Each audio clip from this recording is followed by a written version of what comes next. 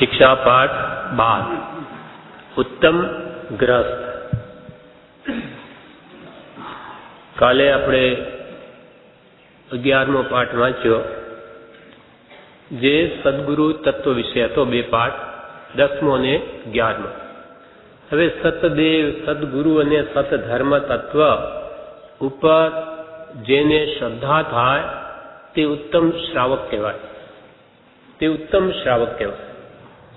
ખરેખર શ્રાવક તો સમ્યક દ્રષ્ટિ હોય, એટલે કે જેને આત્મજ્ઞાન થયું હોય, ચોથા ગુણસ્થાન કે આવ્યો હોય તે આત્મજ્ઞાની અવિરત સમ્યક દ્રષ્ટિ કહેવાય। પછી 5મે આવે ત્યારે દેશ વિરતિ શ્રાવક કહેવાય। 12 વ્રત લે, આત્મજ્ઞાન સહિત હોય ત્યારે તે દેશ વિરતિ શ્રાવક કહેવાય। પણ અહીં જે કૃપાળદેવે આ પાઠ લખ્યો છે તે આદર્શ ગ્રસ્તનું સ્વરૂપ બતાવ્યું છે। બ્રહ્મચારી વિવેચનમાં લખ્યું કે ભાઈ આત્મજ્ઞાન સાથે હોય એની વાત નથી, પણ જેને સાચા દેવ, સાચા ગુરુ, સાચા ધર્મ પ્રત્યે શ્રદ્ધા છે, વિશ્વાસ છે કે સાચા દેવ 18 દૂષણ રહિત અરિયંત જ હોય, સાચા ગુરુ આત્મજ્ઞાની જ હોય, સાચો ધર્મ કેવલી પ્રરૂપિત દયા મૂળ જ હોય, એના પ્રત્યે જેને દ્રઢ શ્રદ્ધા છે અંતરથી, તેને પણ વ્યવહાર સમકીતી એવો શ્રાવક કહ્યો છે। વ્યવહારમાં એને શ્રદ્ધા છે ભગવાન પ્રત્યે, માટે એને પણ ઉત્તમ ગ્રસ્ત કહેવાય। અપેક્ષા કે આવો વ્યવહાર સમ્યક દ્રષ્ટિએ નિશ્ચય સમ્યક દ્રષ્ટિ બનશે, તેના કારણે એને પણ ઉત્તમ ગ્રસ્ત કહેવામાં આવે છે। થોડું ઘટાડી દેજે, થોડું વોલ્યુમ, થોડું ઓછું, હા થોડું અવાજ મારે સામે। એટલે અહીંયા કૃપાલ દેખી ઉત્તમ ગ્રહસ્થ, ઉત્તમ ગ્રહસ્થ એટલે આદર્શ ગ્રહસ્થ। તરત 3 પાઠ પછી કૃપાલ દેવે આ પાઠ કેમ મૂક્યો કે સંકલના છે એની, કે હવે આ 3 તત્વનો શ્રદ્ધાન જે જીવ હોય તે ઉત્તમ શ્રાવક ગણાય। તો ઉત્તમ શ્રાવકના શું કર્તવ્ય હોવા જોઈએ, આ બધું આપણા માટે છે। એટલે આપણો વ્યવહાર કેવો હોવો જોઈએ તે અહીંયા કૃપાલદેવ બહુ સુંદર રીતે બતાવે છે। ઉત્તમ ગ્રસ્ત એટલે બ્રહ્મચારી વિવેચને એમ કહ્યું કે આદર્શ ગ્રસ્ત કે જેને સત્પુરુષનો યોગ થયો છે, જે સત્પુરુષનો બોધ શ્રવણ કરે છે, જે વિવેકી છે અને જે વિનયવાન છે, તેને ઉત્તમ ગ્રસ્ત કહેવાય। કે જેના આમાં હિત અહિતનું ભાન છે, શું ખાવું જોઈએ, શું ન ખાવું જોઈએ, શું પીવું જોઈએ, દારૂ વગેરે ન પીવું જોઈએ, માંસાદી ન ખાવા જોઈએ, અથવા શું કરવું જોઈએ, શું ન કરવું જોઈએ, એમ હિત અહિતનું જેને ભાન છે, જેને સત્પુરુષનો સમાગમ મળ્યો છે, એના વચનોને જે વાંચે છે, વિચારે છે, બોધ શ્રવણ કરે છે, તે આદર્શ ગ્રસ્ત છે। એ આગળ જતા સમ્યક દર્શનને પામી ઉત્તમ ગ્રસ્ત બનશે। એટલે આપણા માટે આ કાળમાં મુનિ ધર્મની યોગ્યતા નથી, માટે આપણે આમાં જે કૃપાળુ દેવે ઉત્તમ શ્રાવકના જે લક્ષણો કહ્યા, કર્તવ્ય કહ્યા, એ આપણે અવશ્ય કરવા જોઈએ। ખરેખર તો ભગવાનનો ઉપદેશ ત્યાં સર્વસંગ પરિત્યાગ છે, દીક્ષા લેવાનો જ ભગવાનનો તો ઉપદેશ છે। પણ આ કાળમાં જેમ ભગવાને જે પ્રકારે દીક્ષાનું સ્વરૂપ બતાવ્યું તેવું નથી પાડી શકતો, માટે આ ભાગમાં તો હે ભગવાન, હું તારી ભક્તિ જ કરું અને ભાવના રાખું કે આગળમાં મને એવી યોગ્યતા પ્રાપ્ત થજો કે હું સર્વસંગ પરિત્યાગી થઈ અને આપની બધી આજ્ઞાઓ સારી રીતે પાડી શકું, એવો આ ભાવમાં નહીં તો મને આગલા ભાવમાં યોગ મળજો, એવી ભાવના સહિત જે શ્રાવક છે તેને ઉત્તમ ગ્રસ્ત કહ્યા છે। એટલે આપણે કાલે પણ આલોચનામાં નહીં, એ તો 84-14ની આલોચનામાં બોલાય, એમાં આપણે આ ભાવ કહીએ છીએ કે હે ગુરુ રાજ તમે જાણો છો સઘળું, છોરું અમે તો તમારા, કેવળ જ્ઞાનીએ કહ્યું ચારિત્ર, મુક્તિ પમાડે જ તેવું। કેવળ જ્ઞાની ભગવંતોએ જે ચારિત્ર કહ્યું, સર્વસંગ પરિત્યાગ દિશા, આત્મજ્ઞાન સહિત. તે તો મુક્તિ પણ મળે તેવી છે, શીઘ્ર મુક્તિને આપે એવી એ દશા છે. કેવળ જ્ઞાનીએ કયું ચારિત્ર, મુક્તિ પમાડે જ તેવું, પણ આ કડી કાળે મારા જેવાથી, આ કડી કાળે મારા જેવાથી દુષ્કર પડવું એવું. પણ આ ભયંકર કલયુગમાં મારી એટલી શક્તિ નથી કે હું આવું ઉત્તમ ચારિત્ર આપની આજ્ઞા પ્રમાણે પાડી શકું. તો મારે શું કરવું જોઈએ? પૂર્વ પુણ્યના પુંજથી પામ્યો, પૂર્વ પુણ્યના પુંજથી પામ્યો, ભક્તિ આ ભવમાં તારી, ભક્તિ આ ભવમાં તારી. સંસાર સાગર તારક બનશે, સંસાર સાગર તારક બનશે, નાવયે શ્રદ્ધાય મારી, નાવયે શ્રદ્ધાય મારી. હે ગુરુરાજ તમે જાણો છો સઘળું, છોરું અમે તો તમારા. હે ભગવાન, આપ તો બધું જાણો છો. એ મારી કેવી તાકાત છે, હું સર્વથા બધાને છોડી અને જંગલમાં વિચરી અને આત્મ જ્ઞાન જ નથી તો શું વિચરું, એવી મારી શક્તિ નથી. એટલે આ કાળમાં તમને સમ્યક દર્શન કેમ પ્રાપ્ત થાય? એટલે પૂર્વ પુણ્યથી આવા સંજોગો પામ્યો છું, એટલે આ કાળમાં હું તારી ભક્તિ જ કરીશ.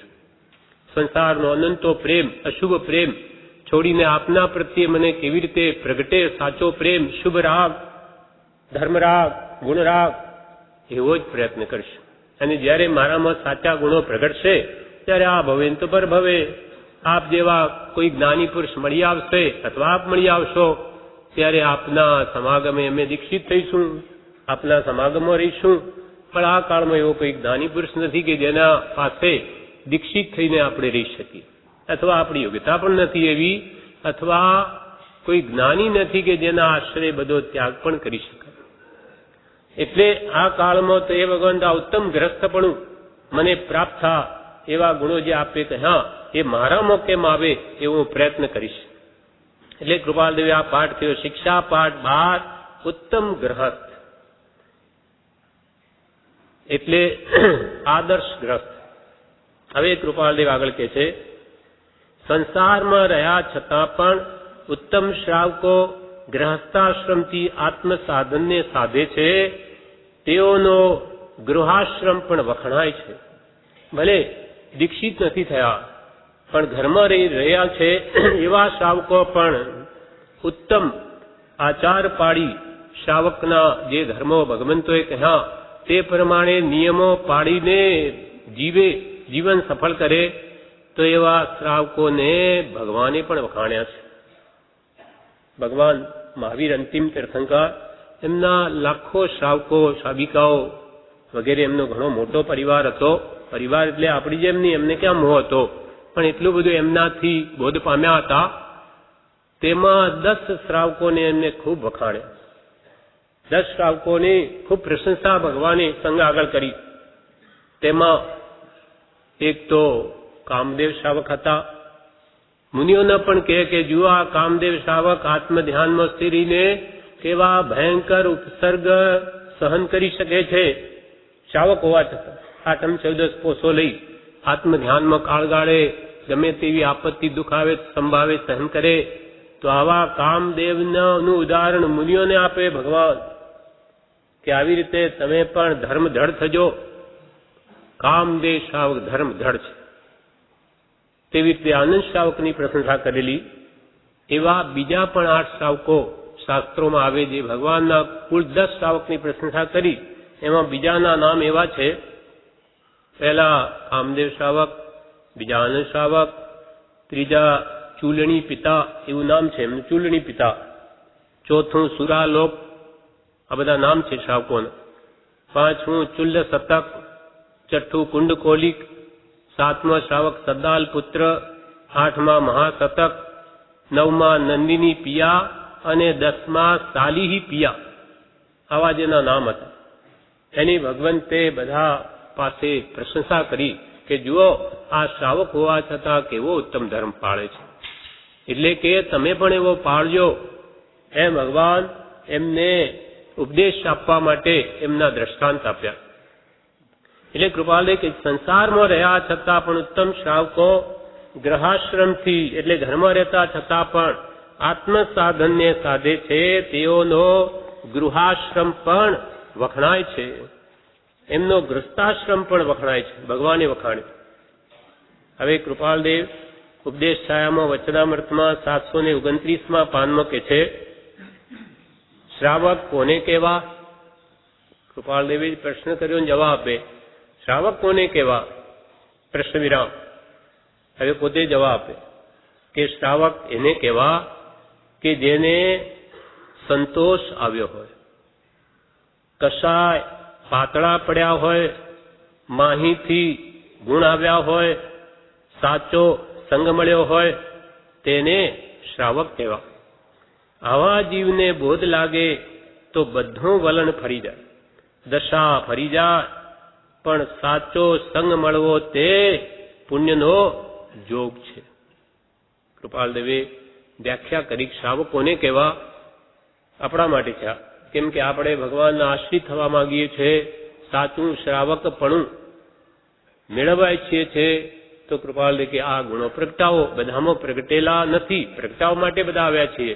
એટલે આપણી ખામીઓ આપણે દૂર કરવાની જે હોય છે. બધાનું પોતપોતાને જાણે, કોઈ બીજાને પ્રયોજન નથી જાણવાથી. શ્રાવક કોને કહેવા? તો કે જેને સંતોષ આવ્યો હોય. સંતોષી નર સદા સુખી. સંતોષ એટલે જે આપણા પ્રારબ્ધમાં હોય, નસીબમાં જે મળ્યો હોય તેમાં સંતોષ રાખો. ભલે 500 મળે કે 5000 મળે કે 5 લાખ મળે, જે કે 50 લાખ મળે, જે મળે તે બહુ છે. 500 મળે તો એટલો સંતોષ રાખવો, 5 લાખ કે 50 લાખ મળે તો એટલો સંતોષ રાખવો. અર્થાત વિશે ધાવા મારવા નહીં કે આને એટલું બધું મને કેમ નહીં. આપણા પુણ્ય પ્રમાણે બધું મળ્યું, જે મળ્યું તે બહુ છે, ભગવાનની કૃપા છે. એટલે કે મહારાજ કરેલા આ પરમનું ફળ મળ્યું છે, એમાં મારે બીજાનું જોઈને દુઃખી થવાની જરૂર નથી, પણ રાજી થવું કે એના ધન્ય ભાગ્ય છે, તેને પ્રાપ્તિ થઈ છે. મારા પુણ્યની કમી અથવા જે છે તે બહુ છે, પેટ ભરાય છે, સુખે જીવીએ છે, વિશેષ મેળવવાની ઈચ્છા રાખવાથી કે મળતું નથી. માટે નાનીઓ કે પરમ સંતોષ ભાવ રાખવો, તો જે મળ્યો તેમાં તમે સુખ અનુભવશો, જે મળ્યો સુખરૂપ લાગશે. અને વિશેષ આશા કરવાથી કોઈ આપી દેશે નહીં, તો જે મળ્યું અમે સુખ માનો. એટલે જ્ઞાની પુરુષોએ કહ્યું છે, સંતોષામૃત તૃપ્તાનામ યત સુખમ શાંત ચેતસામ કુતસ્તદ્ધન લુબ્ધાનામ યતસ્તતસ્ત ધાવતામ. સંતોષામૃત, સંતોષરૂપી અમૃતથી જે તૃપ્ત થઈ ને જે સુખ ભોગવે. સંતોષામૃત તૃપ્તાનામ યત સુખમ, જે સુખ શાંત ચેતસામ. ચેતસ એટલે માનસ, જેનું મન સંતોષરૂપી ધનથી તૃપ્તિ પામેલું છે, એ આત્માઓ જે સુખ ભોગવે, યત સુખમ, જે સુખ ભોગવે, તત સુખમ. સંતોષામૃત તૃપ્તાનામ યત સુખમ શાંત ચેતસામ કુતસ તદ ધન લુબ્ધાનામ. એવું સુખ કુતસ એટલે ક્યાંથી હોય? કોને? ધન લુબ્ધાનામ. ધન મેળવવાની જેને લુબ્ધતા છે, આસક્તિ છે, ઝાવા મારે છે, એને સંતોષનું સુખ ક્યાંથી હોય? કુતસ તદ ધન લુબ્ધાનામ ઇતસ તતસ્ય ધાવતામ. ધન્ય માટે ઇતસ તતસ એટલે અહીં તહીં દોડતા એવા તૃષ્ણાથી ગ્રસિત જીવોને એ સંતોષરૂપી અમૃતનું સુખ ક્યાંથી હોય? એટલે અહીંયા કૃપાલદેવ કહે છે, શ્રાવકોને કહેવા તો કે જેને સંતોષ આવ્યો હોય, જે પ્રારબ્ધ અનુસાર જે મળ્યો બહુ છે એમ માનતો હોય, અને કશાય પાતળા પડ્યા હોય, કશાયો ઘટ્યા હોય, કશાયની ઉપશાંતા, માત્ર મોક્ષ વિલાસ, ભવે ખેદ, પ્રાણી દયા, ત્યાં આત્માર્થ નિવાસ, કશાયો મંદ પડ્યા હોય. આપણામાં આપણે મુમુક્ષુ દશા લાવી છે, પણ આપણામાં ને સંસારી જીવોમાં અંતર હોવું જોઈએ, કંઈ ભેદ પડવો જોઈએ. સંસારી જીવો જે સત્પુરુષ ન મળ્યા, એ જેમ તૃષ્ણા અને ઝાવા મારે તેમ આપણે કરીએ તો પછી આપણે કૃપાળદેવ પાસે શું સાંભળ્યું, શું ફરક પડ્યો? એટલે આપણું જીવન એમના કરતા જુદું હોવું જોઈએ. કેમ કે આપણે તો સમ્યક દર્શન મેળવવું છે, આત્મજ્ઞાન કરવું છે, અંતે કેવળ જ્ઞાન મેળવવું છે, મુક્તિ મેળવવી છે. તો મુક્તિ ને સંસારના બે માર્ગ જુદા છે. મુક્તિ એ ત્યાગનો માર્ગ છે, જ્યારે સંસાર એ ગ્રહણનો માર્ગ છે. ત્યાગી કરવો, ગ્રહણે કરવું બે સાથે ન રહે. દૂધમાં પગ હોય તો દહીંમાં નહીં, દૂધ ને દહીં બે સાથે ન હોય, કાં દૂધ હોય કાં દહીં હોય. એમ અહીંયા કે છે કષાય જેના પાતળા પડ્યા હોય, ક્રોધાદિ કષાયોનું શમાઈ જવું તે શમ. આ સમ્યક દર્શન મેળવવા વાળા જીવની યોગ્યતા છે. એટલે દયા, શાંતિ, સમતા, ક્ષમા, સત્ય, ત્યાગ, વૈરાગ્ય હોય મુમુક્ષુ ઘટ વિશે. ઘટ એટલે હૃદય. એ સદાય સુજાગ. તે આત્મા હંમેશા જાગૃત છે. એ સંસારમાં ડૂબે નહીં, કેમ કે આ ગુણો એનામાં જાગૃત છે. તો અહીંયા કૃપાળદેવ કે જેના કષાય પાતળા પડ્યા હોય, એટલે કે સમ, સંવેગ, નિર્વેદ, આસ્થા, અનુકંપા, એ ગુણો જેનામાં પ્રગટ્યા હોય, એટલા અથવા પ્રગટાવવાનો પ્રયત્ન હોય. એટલે કષાય પાતળા પડ્યા હોય, માહિતી ગુણ આવ્યા હોય, આવા ગુણો અંતરથી પ્રગટ્યા હોય અથવા પ્રગટાવવાની ઈચ્છા હોય. માહિતી ગુણ આવ્યા હોય, સાચો સંગ મળ્યો હોય. સાચો સંગ કોનો સંગ મળ્યો હોય? સત્પુરુષ, કોઈ જ્ઞાની પુરુષનો જેને સંગ મળ્યો હોય. આપણને મળ્યો છે. એટલે કે કૃપાળદેવ આજે હાજર નથી, પણ એના વચનો હાજર છે. એની મુદ્રા પણ સ્યાત મુદ્રા પ્રત્યક્ષનીય છે. એટલે આપણને કૃપાળદેવનો સંગ મળ્યો. કૃપાળદેવ સાચા તે સમજાવનાર એવા પ્રભુશ્રીનો સંગ મળ્યો, બ્રહ્મચારીનો સંગ મળ્યો. એટલે આપણને સત્પુરુષનો સંગ મળ્યો છે. અપેક્ષાએ આપણે નગુરા નથી, ગુરુ વગરના નથી. આપણે માથે છે, આપણી રક્ષા કરનાર છે. માટે અહીંયા કે છે કે જેને સાચો સંગ મળ્યો હોય, જ્ઞાની પુરુષનો સાચો જેને સંગ મળ્યો હોય, તેને કૃપાલ કે તેને શ્રાવક કહેવા. તેને વ્યવહારિક રીતે પણ શ્રાવક કહી શકાય. એને વ્યવહાર સંકિત કહેવાય. મળ્યા સત્પુરુષ એટલે કે એના પ્રત્યે શ્રદ્ધા હોય, કંઈક એની વાત સાંભળતો હોય, વિચારતો હોય, તે પ્રમાણે કંઈક વર્તતો હોય, તો એ શ્રાવકની કોટીમાં આવે. આવા જીવને બોધ લાગે. કૃપાલ કે આવા જીવને બોધ લાગે, આવી યોગ્યતા આવી હોય, આ સંવેદ, નિર્વેદ, આસ્થા વગેરે કશાયો પાતળા પડ્યા, વિષયો મંદ થયા હોય, તેને સત્પુરુષનો બોધ લાગે તો બધું વલણ ફરી જાય, દશા ફરી જાય. એટલે કે સંસાર તરફ દોડતો હતો, ત્યાંથી પાછો વળે, મોક્ષ તરફ એનું વલણ થઈ જાય કે આ બધું મને દુઃખરૂપ થશે ભવિષ્યમાં, મારે તો જ્ઞાની પુરુષની આજ્ઞા જ આરાધવી છે, એમાં મારું હિત છે. આરાધવી એટલે બધું આજનું આજ થઈ જશે એમ કંઈ બનવાનું નથી, પણ મારે નાની કહે તેમ જ કરવું છે, એવો જેને ભાવ છે તે તરફ એ વલણ એનું થવાથી એ પગલાં ભરશે, થોડું થોડું આગળ વધશે. પણ જેને એવો નિશ્ચય હોય કે મારે જ્ઞાની પુરુષની આજ્ઞા આરાધવી છે, કેમ કે આણાએ ધમ્મો, આણાએ તપો. આજ્ઞાનું આરાધન એ ધર્મ, આજ્ઞાનું આરાધન એ જ તપ છે. માટે આવી રીતે જીવને બોધ લાગ્યો હોય તો તેનું વલણ ફરી જાય, દશા ફરી જાય. પણ સાચો સંગ મળવો તે પુણ્યનો જોગ છે. આ બધા ગુણો સાચા સમાગમ વગર હોય નહીં. એટલે જ્ઞાની પુરુષનો જોગ મળવો, સમાગમ મળવો એ મહાપુણ્યનો ઉદય જોઈએ છે. તે આપણને છે. જાણે અજાણે પૂર્વમાં કંઈક આપણે એવું કંઈક કર્યું હશે તો જ આટલી દશા, આવી સ્થિતિ સુધી પહોંચી શકીએ, નહીં તો એ સંભવ નથી. બધાને આવી જોગવાઈ મળે નહીં. પ્રભુ કે આ તો તમારા મહાભાગી છે કે પ્રભુ આ જ્ઞાની પુરુષના વચનો તમારા કાને પડે છે. પણ કે મહાપુણ્ય હોય ત્યારે પ્રભુ આ દરવાજામાં પગ મુકાય તો અહીંયા રહેવાય, સત્સંગ ભક્તિ થાય, ભાવ થાય, એ તો એક થી ચડિયાતું ઘણું ઘણું પુણ્ય છે. ત્યારે આ બધું આપણને મળ્યું છે. એટલે કૃપાલ કે શ્રાવક કોને કહેવા? જેને સંતોષ આવ્યો હોય, કસાય પાતળા પડ્યા હોય, માહિતી ગુણ આવ્યા હોય, સાચો સંગ મળ્યો હોય, તેને શ્રાવક કહેવા. આવા જીવને બોધ લાગે તો બધું વલણ ફરી જાય, દશા ફરી જાય, પણ સાચો સંગ મળવો તે પુણ્યનો જોગ છે. આ પ્રમાણે વચનામૃતમાં કહ્યું. એટલે હવે પાઠમાં કે છે ઉત્તમ ગ્રસ્તમાં કે સંસારમાં રહ્યા છતાં પણ ઉત્તમ શ્રાવકો ગૃહાશ્રમથી આત્મસાધને સાધે છે, તેઓનો ગૃહાશ્રમ પણ વખણાય છે, ગૃહસ્થાશ્રમ પણ તેનો વખણાય છે.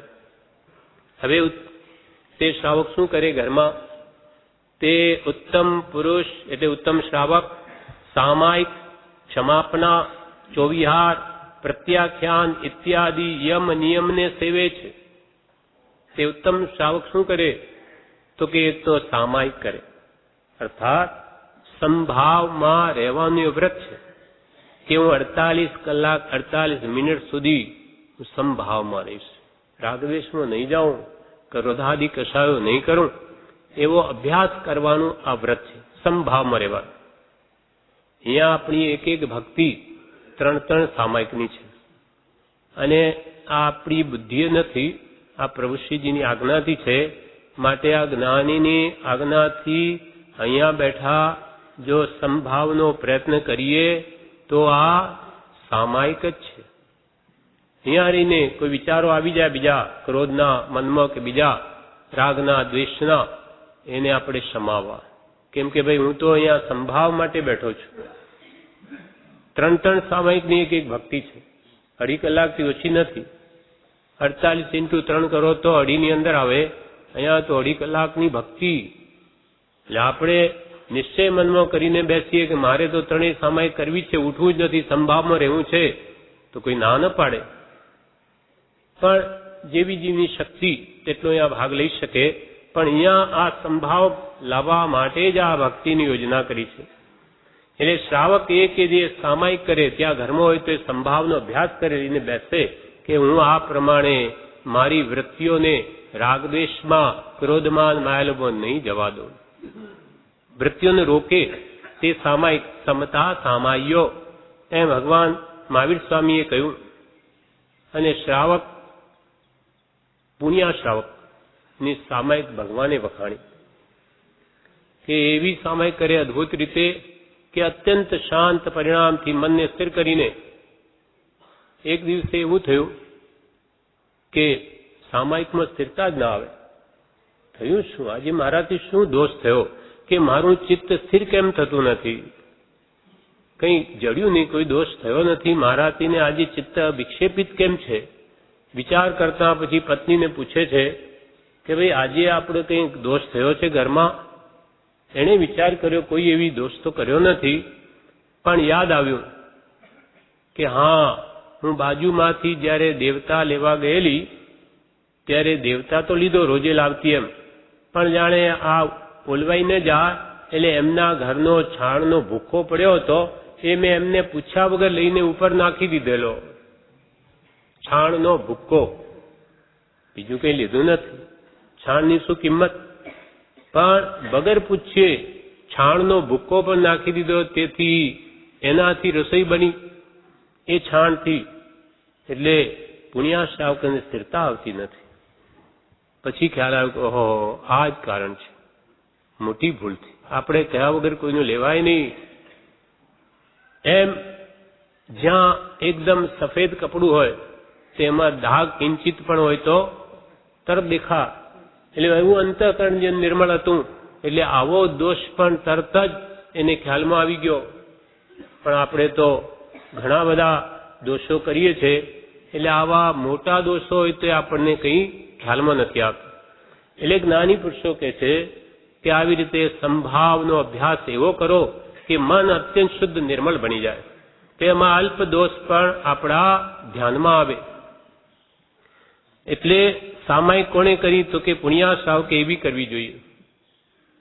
પહેલાના રાજા બી એવા હતા. તે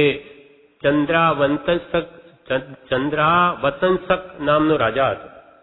તે પણ સામાયિક કેવી કરે? રાત્રે ધ્યાનમાં ઉભા રહીને સામાયિક કરે. એક દિવસે એવો અભિગ્રહ લીધો કે આ દીવો બળે છે ને ત્યાં સુધી મારે કૌશક ધ્યાનમાં જ રહેવું. દીવો બળે છે ત્યાં એમને મન કે આ દીવો ઓલવાઈ જશે, હવે રાત્રિ પડેલી છે, અહીંયા કોણ જુએ? પણ દાસીએ વિચાર કર્યો કે આપણા મહારાજ ધ્યાનમાં ઉભા, અંધારું થઈ જશે, એટલે એને તો પૂર્યા જ કર્યું, તેલ પૂર્યા જ કર્યું.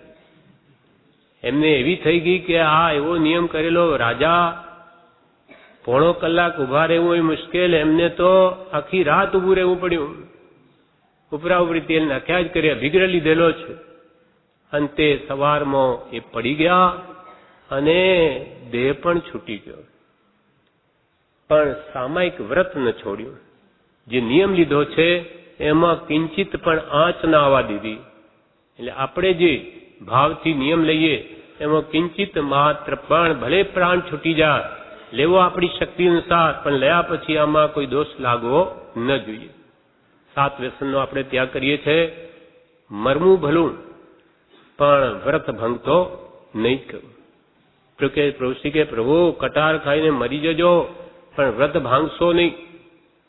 નાનીઓ આપણને આગ્રહ નથી કરતા કે તમે વ્રત લો, તમારા આત્મકલ્યાણ માટે તમારી શક્તિ પ્રમાણે લો, પણ જે લો તેને દ્રઢપણે વળગી રહો. એમ અહીંયા કે છે તે ઉત્તમ પુરુષ સામાયિક, પછી ક્ષમાપના એટલે કે દોષોની માફી માંગે. આ પ્રતિક્રમણ છે. સવારમાં આપણે અહીંયા રાયસી પ્રતિક્રમણ જે જૈનોમાં કરવાનો છે ભાવ, એ રીતિ તે અહીંયા સવારમાં પુરુષે ગોઠવી દીધી. આપણી ભક્તિમાં આલોચના છે, આવશ્યક છે, એ રાયસી પ્રતિક્રમણ છે. પાપથી પાછા હટવાની જ ક્રિયા આપણી ભાષામાં છે. એટલે આપણને સમજાય તો એ પાપોથી પાછા હટી શકીએ, એટલે આમ જ ગોઠવી દીધું. એટલે અથવા ક્ષમાપના બોલીએ છે, એ પણ આપણે થયેલી ભૂલોની માફી માંગીએ છીએ. એ ભગવાન હું બહુ ભૂલી ગયો, આ પ્રમાણે મારા દોષો થઈ ગયા, માફ કરજે, હવે હું નહીં કરું. એ પ્રકારે આપણા આત્માની જાગૃતિ માટે આપણને આ ક્ષમાપનાનો પાઠ રોજ 1 વાર ઓછામાં ઓછું બોલવા કહ્યું છે. એમ સામાયિક ક્ષમાપના, ચોવિહાર, પ્રત્યાખ્યાન ઇત્યાદિ નિયમને સેવે છે.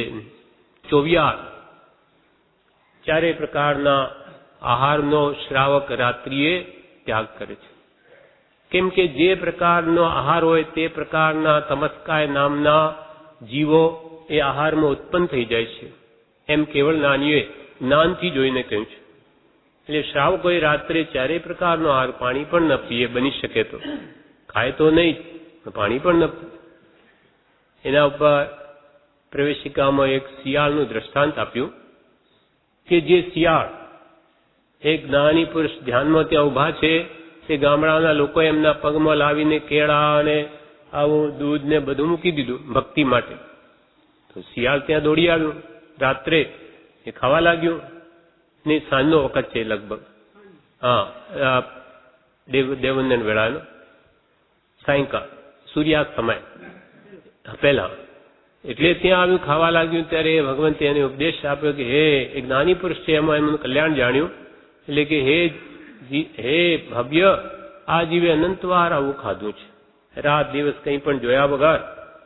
હવે રાત પડવાનો સમય છે, ખાવા યોગ્ય નથી, ના રાત્રે ભોજન કરવું નહીં, એ ઉપદેશ આપ્યો. એટલે એની ભાષામાં સમજો, જ્ઞાની પુરુષના યોગબળે, અને એ રાત્રિ ભોજનનો ત્યાગ કરે છે. પશુ છે પણ આત્મા છે. પછી શું થયું? નિયમ લઈ લીધો, પણ એને મન થયું કે હજુ અજવાળું છે, એટલે હું પાણી ખાધું. પાણી પીવા જાય વાવડીમાં, પેલા નીચે પાણી વાવડીઓ થતી, અંદર જાય કે અંધારું, એટલે કે અરે રાત પડી ગઈ. બહાર આવીને જોયું કે હજુ દિવસ છે, ફરી અંદર જાય કે વધારે રાત્રિ લાગી. જીવન બિચારો પશુ છે, સમજી શકે નહીં. આમ 2-3 વાર અંદર બહાર ગયો, એટલામાં તો બહાર પણ રાત્રિ પડી ગઈ. એટલે હવે તો રાત પડી ગઈ, મેં વ્રત લઈ લીધું છે તો નહીં ખાધું.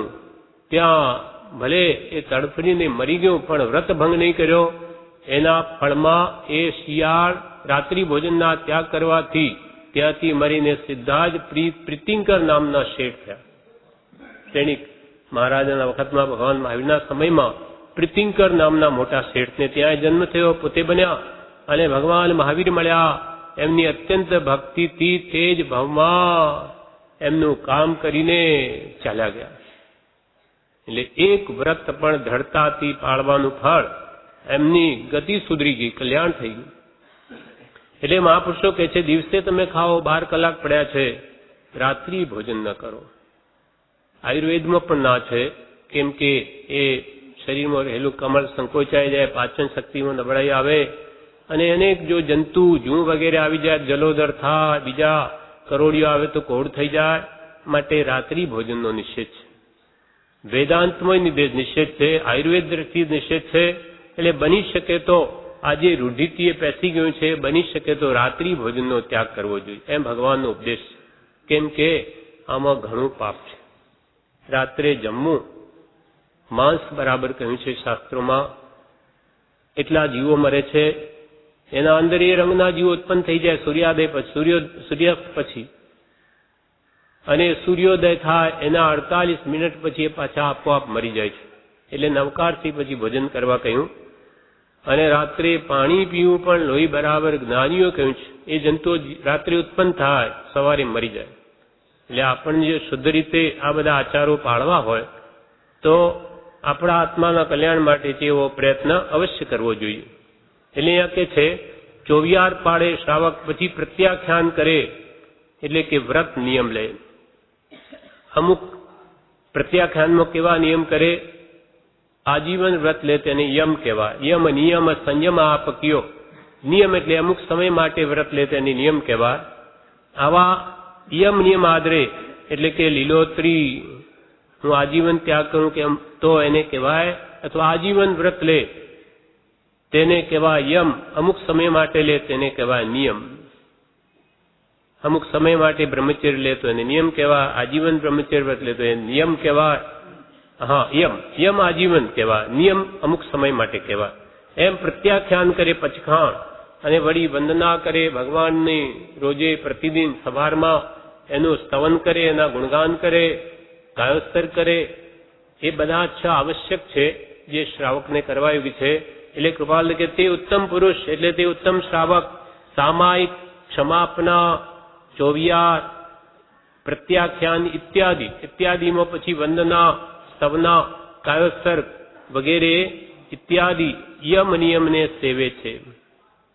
કૃપાલ દેવે 717 પાન ઉપર વચનામૃતમાં એમ કહ્યું કે વ્રત નિયમ કરવા કે નહીં? કોઈએ પ્રશ્ન કર્યો કે આ વ્રત નિયમ કરવા કે નહીં? કૃપાલદેવ કહે, પ્રશ્ન છે વ્રત નિયમ કરવા કે નહીં? કૃપાલદેવનો ઉત્તર છે, વ્રત નિયમ કરવાના છે. વ્રત નિયમ કરવાના છે. તેની સાથે કજિયા, કંકાસ, છોકરા, છૈયા અને ઘરમાં મારાપણું કરવું નહીં. ઊંચી દશાએ જવા માટે વ્રત નિયમ કરવા. ઘણી વાર શું થાય, માનો કે ઉપવાસ હોય, પેટમાં કંઈ પડ્યું ના હોય, ત્યાં પછી કોઈ આગુ પાછું કંઈ બોલી જાય કે તરત જ છંછેડાઈ જાય, ક્રોધ આવી જાય. એટલે તપનું અજીરણ ક્રોધ છે. એટલે કૃપાલ કે તપ તો કરવા, વ્રત નિયમ યથાશક્તિ. એ પણ ભક્તિ ભજન પહેલા, પછી વ્રત. ભક્તિ ભજન થવા જોઈએ, એમાં કંઈ બાદ ન પડે એવા વ્રત કરવા. ઉપવાસ કરીને ભક્તિ થતી હોય જરૂર કરવો ઉપવાસ, પણ ઉપવાસ કરીને માથું દુખે કે શરીર તૂટે ને ઘરે પડ્યો રહે તો કે નહીં, તું એકવાર ભોજન કરીને પણ ભક્તિ કર, સત્સંગ કર. આમ શરીરને નાખી દેવામાં કલ્યાણ નથી, કશાયો સુકવવાના છે. પણ શરીરને પોષવાનું છે એમ પણ નહીં, એને યથાશક્તિ અને ભોજન આપીને એનાથી કામ લેવા. વધારે આપીશું તો આળસ આવશે, સુઈ જવાનું થશે. ઓછું આપીશું તોય ભક્તિ નહીં થાય. એટલે શક્તિ પ્રમાણે તપ કહ્યું છે. પણ વ્રત નિયમ કરવાના છે, તેની સાથે કજિયા, કંકાસ કરવાની. નવરા પડ્યા એટલે ઝઘડા ટંટા કરવાની. તમને ખાવા ન મળ્યું એનો અર્થ એ નહીં કે તમે છંછેડાઈને બીજાને પણ દુઃખી કરો, એ છણકા કરવાની. અથવા નવરા પડ્યા તો કે હવે આપણે ક્યાં કામ છે, છોકરા છૈયાને લઈને રમાડવા બેસી જાય. એના માટે વ્રત નથી, વૃત્તિઓને રોકવા માટે છે, વૃત્તિઓને ફેલાવવા માટે નથી. એટલે એટલા સમયમાં વિશેષ સ્વાધ્યાય ભક્તિ કરીને આત્મભાવોને નિર્મળ કરવા જોઈએ. એમ કૃપાલજી વ્રત નિયમ કરવાના છે, પણ તેની સાથે કજિયા, કંકા, છોકરા, છૈયા અને ઘરમાં મારાપણું કરવું નહીં. નવરા પડ્યા છે તો હવે ઘરમાં વસ્તુઓની સંભાળ લઈ લઈએ, શું અંદર પૈસા વગેરે કે દાગીના બરોબર છે કે નહીં, એ સમય એના માટે નથી. એ ઘરની સંભાળ કે મારાપણું કરવા માટે નથી, ઊંચી દશાએ જવા માટે વ્રત નિયમ કરવા. સ્વાધ્યાય ભક્તિ વિશેષ થાય અને આત્મામાં શક્તિઓ આવે કે કાલે ઉઠીને રોગ આવે તો પણ સમાધિ મનમાં બાદ ન થાય, ઉપયોગ ચલિત ન થાય, એના માટે વ્રત નિયમ કરવાના છે. એટલે કૃપાલદેવ કહે છે તે ઉત્તમ પુરુષ શ્રાવક સામાયિક સમાપના, ચોવિયાર, પ્રત્યાખ્યાન ઇત્યાદિ યમ નિયમને સેવે છે. પછી આગળ કહે છે પર સ્ત્રી ભણી માતૃ બહેનની દ્રષ્ટિ રાખે છે. પર પત્ની ભણી માતુ બહેનની દ્રષ્ટિ રાખે છે. આ ઉત્તમ શ્રાવકનો ગ્રંથનો પાઠ છે, આપણા માટે છે. આપણે શું કરવું તો કે પોતાની પત્ની સિવાય બીજા પ્રત્યે માતૃભાવ કે ભગિની ભાવ, બહેનની માતા કે બહેનની દ્રષ્ટિ રાખવી. પર પત્ની ભણી માતુ બહેનની દ્રષ્ટિ રાખે છે. 7 વ્યસનના ત્યાગ આપણે લઈએ છીએ. ધર્મની શરૂઆતમાં જ પહેલા આ નિયમ લઈએ, તેમાં આનો તો ત્યાગ થઈ જાય છે.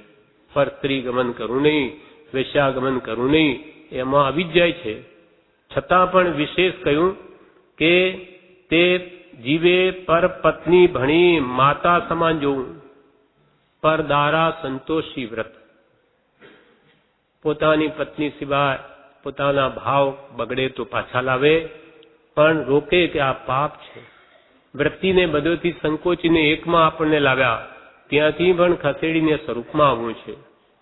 એટલે મહાપુરુષે કહ્યું છે માતૃવત પર દારેશુ પર દ્રવ્યેશુ લોષ્ટવત આત્મવત સ્વભૂતેશુ યહ પશ્યતિ સહ પંડિત. માતૃવત પરદારેશુ, પરદારા એટલે પત્ની, સ્ત્રી, પર સ્ત્રી પ્રત્યે માતા સમાન જુએ. પરદારેશુ પર માતૃવત માતા સમાન, પરદારેશુ અને પર દ્રવ્યેશુ લોષ્ટવત, બીજાનું દ્રવ્ય એટલે ધન, તેને કઈ દ્રષ્ટિએ જોવું? લોષ્ટવત. લોષ્ટ એટલે માટીના ઢેફા, એના માટે ધન છે પણ આ પરાયું છે એટલે મારા માટે તો માટીના ઢેફા સમાન છે. માટીના ઢેફાને કોઈ લેવાની છે તેમ બીજાનું ધન મારે માટે માટીના ઢેફા સમાન છે. પરદ્રવ્ય શું લોષ્ટવત, અને બધા પ્રાણીઓમાં કેવી દ્રષ્ટિ રાખવી? આત્મવત. આત્મવત સર્વભૂતેષુ, ભૂત સર્વભૂત એટલે પ્રાણી, સર્વ પ્રાણીઓ પ્રત્યે આત્મવત, બધા મારા જેવા છે, બધા મારા જેવા શુદ્ધ આત્મા પરમાત્મા જ છે. આ બધો જે આડું અવળું દેખાય તો કર્મની પ્રકૃતિ છે, પ્રકૃતિને જોવી, પણ બધા પરમાત્મા છે. અને આપણા માટે તો બધા કૃપાળુદેવના અનુયાયી છે, સાધર્મી ભાઈઓ છે, એટલે એમના પ્રત્યે તો અત્યંત પ્રેમ આવવો જોઈએ. સાધર્મી ભાઈ પ્રત્યે આવેલો પ્રેમ તીર્થંકર નામ પ્રકરણીનો બંધ કરાવી દેવો છે. અને બ્રહ્મચારીજી તો એમ કહ્યું કે સાધર્મી ભાઈ પ્રત્યે જો પ્રેમ ન આવ્યો તો બધું પાણીમાં ગયું. કે જે પ્રભુશ્રીને આટલો પ્રેમ કેમ છે મુમુક્ષો પ્રત્યે? તો કે જે કૃપાલદેવને આરાધે, પ્રભુ એ તો અમારા માથાના મુકુટ છે, એમને જોઈને એમને પૂજ્ય ભાવ થાય છે કે હો એ પણ સતને આરાધે તો કાળે કરીને એ સત્પુરુષ બનશે, મોક્ષને પામશે, એટલે એ તો મારો પૂજ્ય છે. એટલે જે એના હૃદયમાં, બધાના હૃદયમાં એને કૃપાલદેવ દેખાય છે પ્રભુશ્રીને, તો આપણા ગુરુઓને એમ દેખાય તો આપણને પણ એ ભાવ આવશે, ત્યારે એમની જેવી દશા આપણી પણ થશે. એટલે પરપત્ની ભણી માતૃ બહેનની દ્રષ્ટિ રાખે છે. સુદર્શન શેઠનું દ્રષ્ટાંત મોક્ષમાળામાં કૃપાલદેવે કહ્યું કે શેઠ હતા, સુંદર હતા ઘણા. રાણી અભયા, રાજાની રાણી ગોખમાં બેઠી હતી, તેને જોઈ લીધા. પેલું સુદર્શન શેઠને દાસી ને મોકલીને મહેલમાં બોલાવ્યો કે આપને રાણી બોલાવે છે, મહારાણી. ત્યાં આવ્યા. આવીને એ તો બીજી વાતો કરીને મોહની વાતો કરવા લાગી પોતાનો એનો સંગ ઈચ્છવા લાગી. એટલે અંતે સુદર્શન શેઠને ત્યાંથી છૂટવા માટે એવું કહેવું પડ્યું કે હું તો પુરુષત્વમાં નથી, એમ કરીને ત્યાંથી ખસી ગયા. થોડા દિવસ પછી મેળામાં ગયા ભયા રાણી, તો ત્યાં સુંદર 6 પુત્રો જોયા. હા, કે આવા સુંદર દેવ જેવા પુત્રો કોના? ત્યારે બીજી દાસીએ કહ્યું કે એ તો સુદર્શન શેઠના. અરે, સુદર્શન શેઠના આવા પુત્રો? મને તો એણે તે દિવસે કહ્યું તો આ પુરુષત્વમાં નથી, મારા પ્રત્યે આવી માયા કરી. એટલે પછી રાજાને ભર્યા કે તમારા અંતઃપુરમાં આવા લોકો પ્રવેશ કરે તે તમારે ધ્યાનમાં નથી. એમ કરીને સુદર્શન શેઠને એ જે પવિત્ર પુરુષ છે એને ઉપર ઉડતો આળ આપી દીધો. દોષ કરે પોતે, ચોરી ઓર સિનાજોરી ઉપરથી. એટલે રાજાએ તો હુકમ કરી દીધો કે સુદર્શન શેઠને ફાંસીએ ચડાવી દો. કાંઈ જોવું જ નહીં કે મારા રાણીના મહેલમાં પેસે. હવે એ પેઠા છે કે પેસાડ્યા છે એ રાજા ક્યાં જાણે. પણ ભગવાનના ત્યાં અંધેર નથી. એને સૂળીએ ચડાવે કે ભગવાનની કૃપાએ તે સૂળી ફીટીને સોનાનું સિંહાસન બની ગયું અને તેના ઉપર સુદર્શન બિરાજે છે. પછી રાજાને ખબર પડી કે આ બધા કરતૂતા રાણીના હતા. ત્યારે પછી એને બહાર કાઢી, દેશ નિકાલો. એ કપિલાને બે પછી ફરતા ફર્યા. શું કાઢ્યું? રાજ્ય સુખ ગયું, ભટકતી થઈ. આ પાપનું ફળ એ જ ભાવમાં મળ્યું. અને જે અદ્ભુત પવિત્ર હૃદય થા તો એનો તો વિશેષ નામાંકિત થયા. અથવા એ તો એમની આરાધનામાં છે, એમને એવું નામાંકિત પણ નથી જોઈતું. પણ ભગવાનને ઘર સતનો હંમેશા જાય છે. એવી રીતે આપણા જે શિવાજી, મહારાણા શિવાજી થઈ ગયા, એ પણ કેવા સદાચારી હતા. બીજા સાથે લડાઈ કરતા એ સૈનિકોના હાથમાં એક સુંદર સ્ત્રી હાથ લાગી ગઈ. એટલે એમને એમ થઈ ગયું, એને પકડી અને કહે છે આ આપણા મહારાણા માટે ઠીક છે. અને મહારાણા શિવાજી પાસે લઈ આવ્યા કે આ આપણી પાસે લાવ્યા છે, આ અમારે હાથ જડ્યું છે, આ સ્ત્રી રત્ન. ત્યારે એ જુએ છે શિવાજી અને શું બોલે છે, એનું મોઢું જોઈને એમ બોલ્યા કે મેરી માતા ભી એસી ही थी, मेरी माता भी ऐसी ही थी.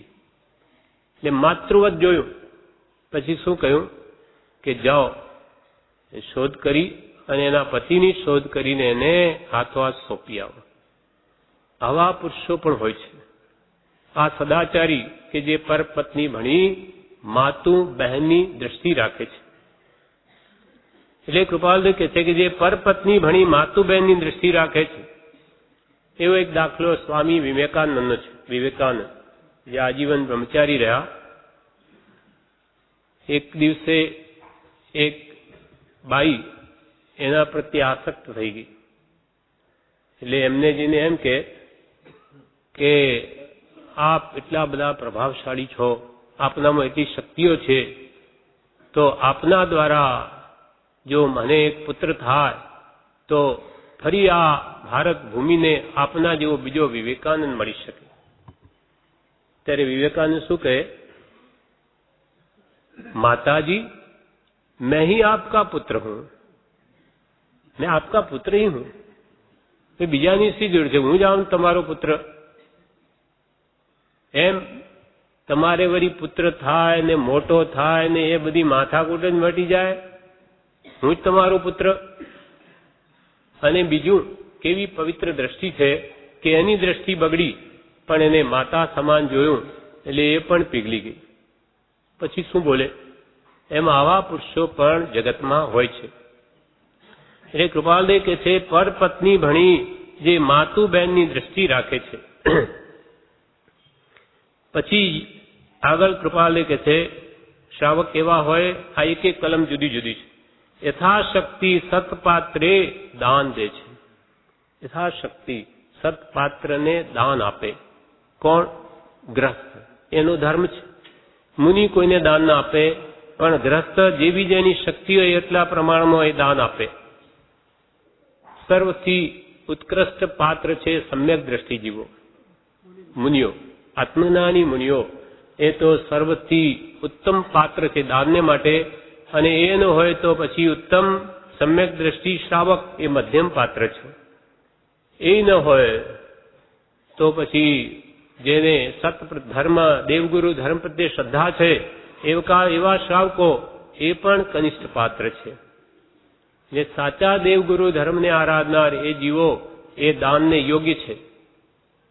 યથાશક્તિ જે સત્પાત્રે દાન આપે છે. શ્રેયાંશ કુમાર ભગવાન ઋષભદેવને દાન આપ્યું. 6 મહિનાથી ફરે. 6 મહિના તો એમને આહાર લેવો નહોતો. પછી આહાર લેવા માટે 6 મહિના ફર્યા. 12 મહિના થઈ ગયા. અંતરાય કર્મના કારણે કોઈ આહાર જ આપતું નથી. કોઈ જાણતું નથી ભગવાનને શું જોઈએ. કોઈ સોના રૂપા હીરા માણેક મોતી આપે, પણ ભગવાન એ થોડું જોઈએ છે. એ તો બધું છોડીને બેઠા. કોઈ સ્ત્રીઓ આગળ ધરે, કુમારિકાઓ કે જેને ભગવાનને પરણાવવા, ભગવાને થોડું જોઈએ છે. એ તો શ્રેયાંશ કુમારને પછી સ્વપ્ન આવ્યું, પૂરો ભાવ જોયા, જાત જ્ઞાનથી જોયા, એટલે એમને લાગ્યું કે આ મહાત્માઓને તો ભોજન જોઈએ છે, આહાર. એટલે તે દિવસે એમને ત્યાં શેરડીના ઘડા આવેલા, એ બધા ભગવાનને વરાવી દીધું. ભગવાનનું પારણું થઈ ગયું. પણ અંતરા એટલે 12 મહિના સુધી ભોજન ન મળ્યું. એમ ઉત્તમ પાત્ર ની હંમેશા ઈચ્છા રાખવા માટે ભરત ચક્રવર્તી પણ 14નો ઉપવાસ કરે. તે દિવસે બારણે ઉભા રહે કે કોઈ મહાત્મા પધારે છે તે એમને ભોજન આપી ને પછી જમવું, એવી ભાવના કરે. આવે ન આવે તો પણ ભાવના કરે એથી એને લાભ થઈ જાય છે. એટલે કે જે ભોજન કરતા પહેલા એ ભાવના કરવી કે કોઈ મહાત્મા આવે તો આપીને જમવું. તો એ વગર આવીએ પણ એની ભાવનાને લઈને એને આટલો જ લાભ મળે છે. એમ યથાશક્તિ સત્પાત્રે જે દાન દે છે. પ્રભુશ્રી જયારે હાજર હતા ત્યારે રણછોડભાઈ નારના જે પ્રભુશ્રીને લઈ આવ્યા જુનાગઢથી, ચિત્તુભાઈ આવેલા અમેરિકાથી, પરીક્ષણ બેસવાના હતા. એટલે એમને કહ્યું કે શું તમે ચાલ્યા જાઓ છો, હમણાં તો આ પરીક્ષણ આવે છે અને બોધનો ધોધ પડશે, તમારું આ કુમળું હૃદય રંગાઈ જશે. પટેલ હતા, પેટમાં પાપ નહીં. તમારું આ કુમળું હૃદય રંગાઈ જશે, હમણાં પરીક્ષણમાં પુરુષનો ધોધ જેવો બોધ પડશે. પાણીનો ધોધ પડે ને, આપણે ક્યાં જોવા જઈએ ધોધ પડતો હોય જબરદસ્ત, એટલે પુરુષનો બહુ બોધ વરસશે આ દિવસોમાં. તમારું કુમળું હૃદય રંગાઈ જશે. ચિત્તુભાઈ કે હું તો સ્ટીમર બુક કરાવીને આવ્યો છું. તો કે એ તો આવશે, મળશે, બીજી સ્ટીમર મળશે, પણ આ પુરુષની ઉંમર થઈ છે, પછી પાછો ભેટો નહીં થાય. તમે ક્યારે આવો પાછા? 5-10 વર્ષે અમેરિકાથી આવો એટલે આ લાભ લઈ લો. એમને રંગાઈ ગયા પછી કે ચાલો જવા દો સ્ટીમર. કઈ નહીં, જવા દીધી. અને પછી શું થયું? પછી એમણે કહ્યું કે તમારા માતા પિતાને અહીંયા બોલાવી લો, એમનો બદલો, એમને જો ધર્મ પાવી દો તો એનો બદલો વળી જાય, બીજી કોઈ રીતે નહીં વળે. માતા પિતાને બોલાવી દીધા.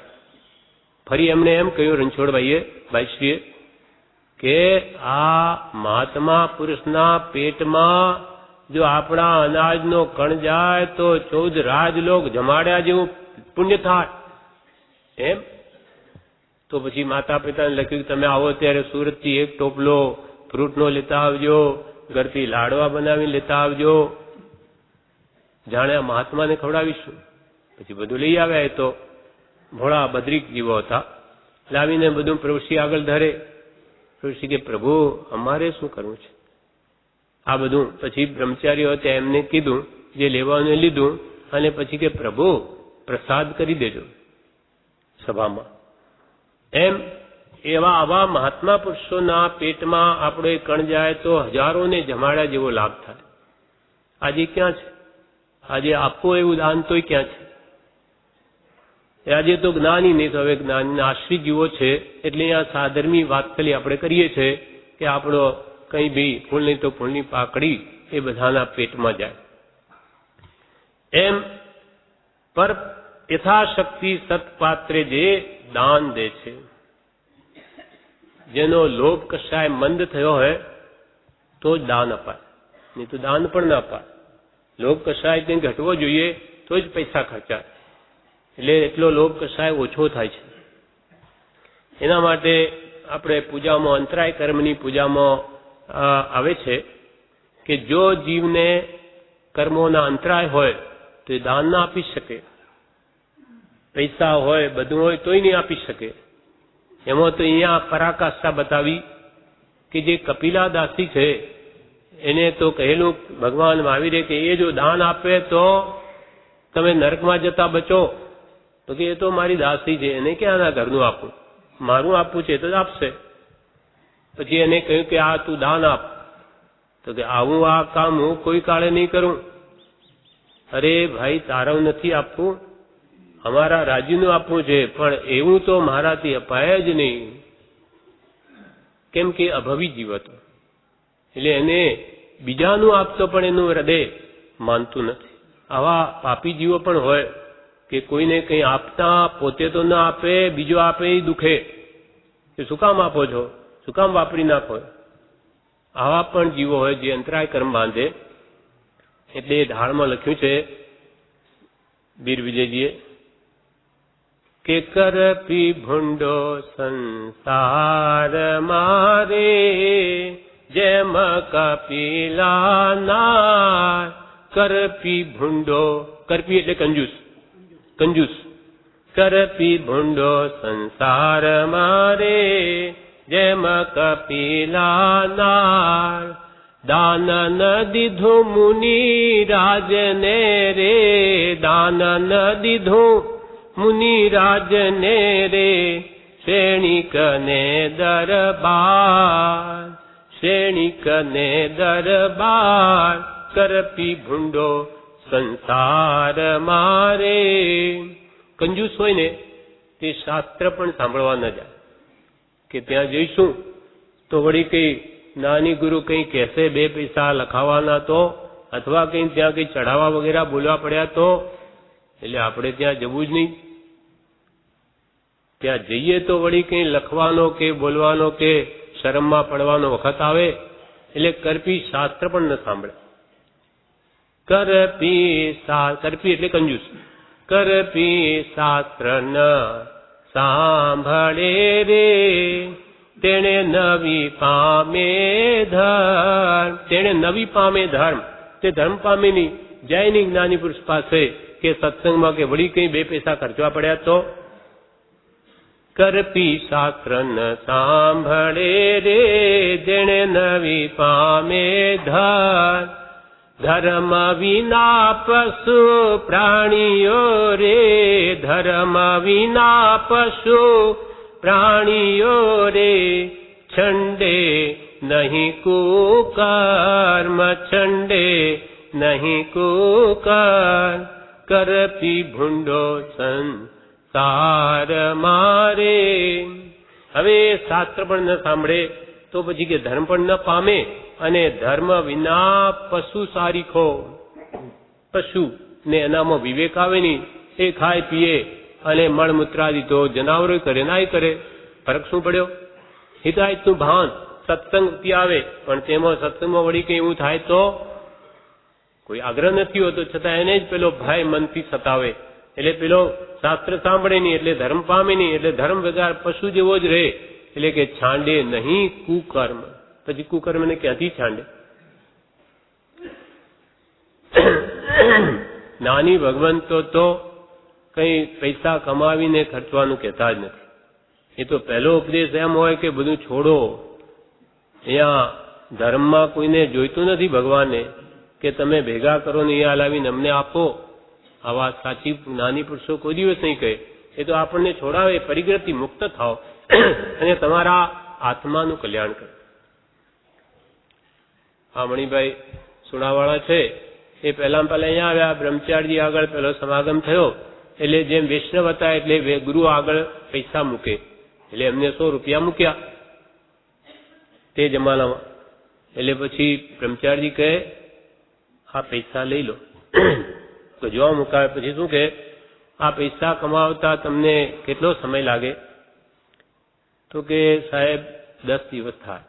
રોજના 10 રૂપિયા જેટલી કમાણી છે તો 10 દિવસે આ 100 રૂપિયા હું કમાવી શકું. તો કે તમે એમ કરો આ પૈસા તમારી પાસે રાખો અને 10 દિવસ તમે અહીંયા રહો.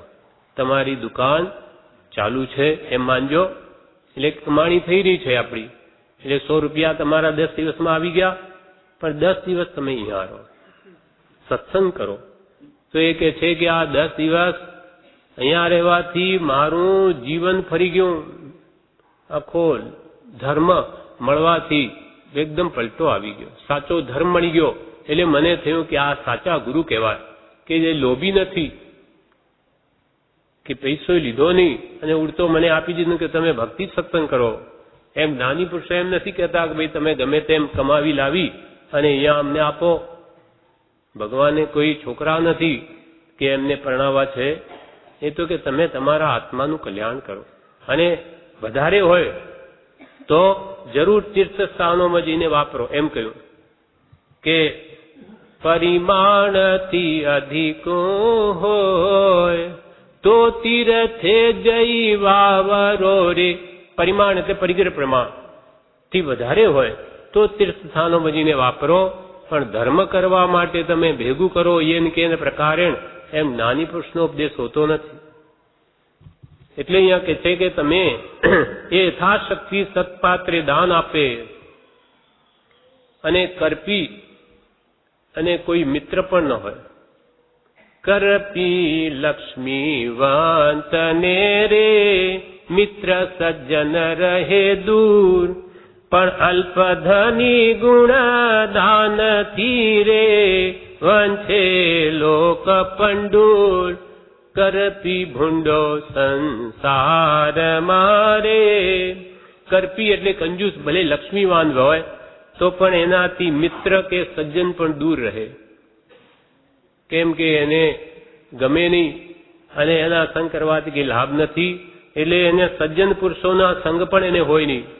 એના કરતો કે ભલે એને અલ્પ ધની હોય પણ ઉદાર વૃત્તિ વાળો હોય, ભાવથી પણ ઉદાર હોય, ભલે ન હોય અહીંયા જેમ છે ને, કોઈ રૂપિયો ખર્ચે, કોઈ 1000 ખર્ચે, લાખ ખર્ચે, એના પ્રત્યે કોઈ બીજો ભાવ નથી, કઈ નહીં. કોઈની ભાવના જેવી કે ભાઈ લાખ ખર્ચે મોટો થઈ ગયો અને રૂપિયો 2 રૂપિયા આપે નાનો થઈ ગયો, કાંઈ નહીં.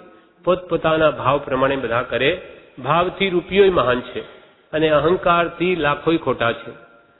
એમ અલ્પ ધની પણ ગુણદાનથી, દાનનો જો ગુણ છે તો વંચે લોક પંડુર, મોટા લોકો પણ એને જ છે. કેવો ભાવનો કેવો ઉદાર છે. એમ આપણા ભાવમાં ઉદારતા જોઈએ, બાકી જ્ઞાની પુરુષોને કે ધર્મમાં કે તમે લાવીને ખર્ચો એવી ભાવના જ્ઞાનીઓની કદી હોતી નથી. એટલે યથાશક્તિ સત્પાત્રે પણ એ દાન આપે. પછી કલમ આગળ કે છે કૃપાલદેવ ઉત્તમ ગ્રસ્ત કેવા હોય તો કે શાંત, મધુરી અને કોમળ ભાષા બોલે છે. શાંત એટલે કશાય રહિત, એવું બોલે કે બીજાને ઉકળાટ નહીં થાય. શાંતિ આપનારી એવી ઉપશાંતતા ભરેલી, એટલે કે કશાય રહિત જે વાણી બોલે. શાંત એટલે કશાય રહિત, મધુરી એટલે મીઠી, અને હિત મિત ને પ્રિય બોલે. હિતકારી બોલે, પ્રિય બોલે અને માપસર બોલે. શાંત, મધુરી અને કોમળ ભાષા બોલે છે. કોમળ એટલે દયાયુક્ત, વિનયવાળી. માન વગરની ભાષા બોલે. બોલે ત્યારે જાણે ફૂલ ઝરે છે. ગર્વયુક્ત હોય તે કઠોર ભાષા છે. વિવેચનમાં આ બ્રહ્મચાર્ય બધું કહ્યું, એનું વિવેચન કરેલું છે. એમાં કહ્યું કે માન વગરની ભાષા બોલે. બોલે ત્યારે અહંકાર ન હોય અને બોલે ત્યારે જાણે ફૂલ ઝરે છે, અને ગર્વયુક્ત હોય તે કઠોર ભાષા છે. એમ પરમ કૃપાળુ દેવની વાણી એવી મીઠી હતી કે આખી રાત મુમુક્ષુ સાંભળે તો પણ એમને થાક ન લાગે, એવી મીઠી અને જ્ઞાન ગર્ભિત વાણી હતી. એટલે શાંત, મધુરી અને કોમળ ભાષા બોલે છે. ઉત્તમ ગ્રહનો પાઠ છે. પાઠનું નામ છે ઉત્તમ ગ્રહ. તે આવું વલણ એનું હોય. પછી સત્શાસ્ત્રનું મનન કરે છે. તે હંમેશા ભગવાન જ્ઞાની પુરુષ ઉપદિષ્ટ એ જ સત્શાસ્ત્રો છે. એને વાંચે, વિચારે અને મોઢે કરે. એ વચનોને મોઢે કરે એની સંપત્તિ બની જાય છે, ધન. જ્યાં જાઓ ત્યાં સાથે. પુસ્તક હોય ન હોય, રાત્રે સૂતા હોય કે વચનામૃત વાંચવું છે, સૂતા સૂતા ચાલુ મનમાં. ગાડીમાં હોઈએ, મોટરમાં હોઈએ કે હવે વાંચન કરવું છે, આંખ બંધ કરો, ચલાવો, આપણો સ્વાધ્યાય મોઢે કરેલું ચાલુ થઈ ગયું. લોકોને દેખાવા માટે ક્યાં છે? આપણી પરિણતિ સુધારવા માટે છે. તો મોઢે કરેલું એ ગમે ત્યાં જાય ત્યાં સાથે જ હોય. એટલે કૃપાલુ કે સતશાસ્ત્રનું જે મનન કરે છે પણ વાંચે અને વિચારે નહીં એમ પણ બને છે. વાંચે પણ વિચારે નહીં તો એને વિશેષ લાભ નથી થતો.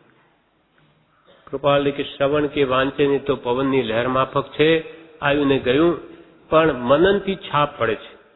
એ પ્રત્યે જો મનન ચિંતન કર્યું તો આપણા આત્મા ઉપર અસર કરે, વચન છાપ પડે અને નિધિધ્યાસનથી ગ્રહણ થાય છે.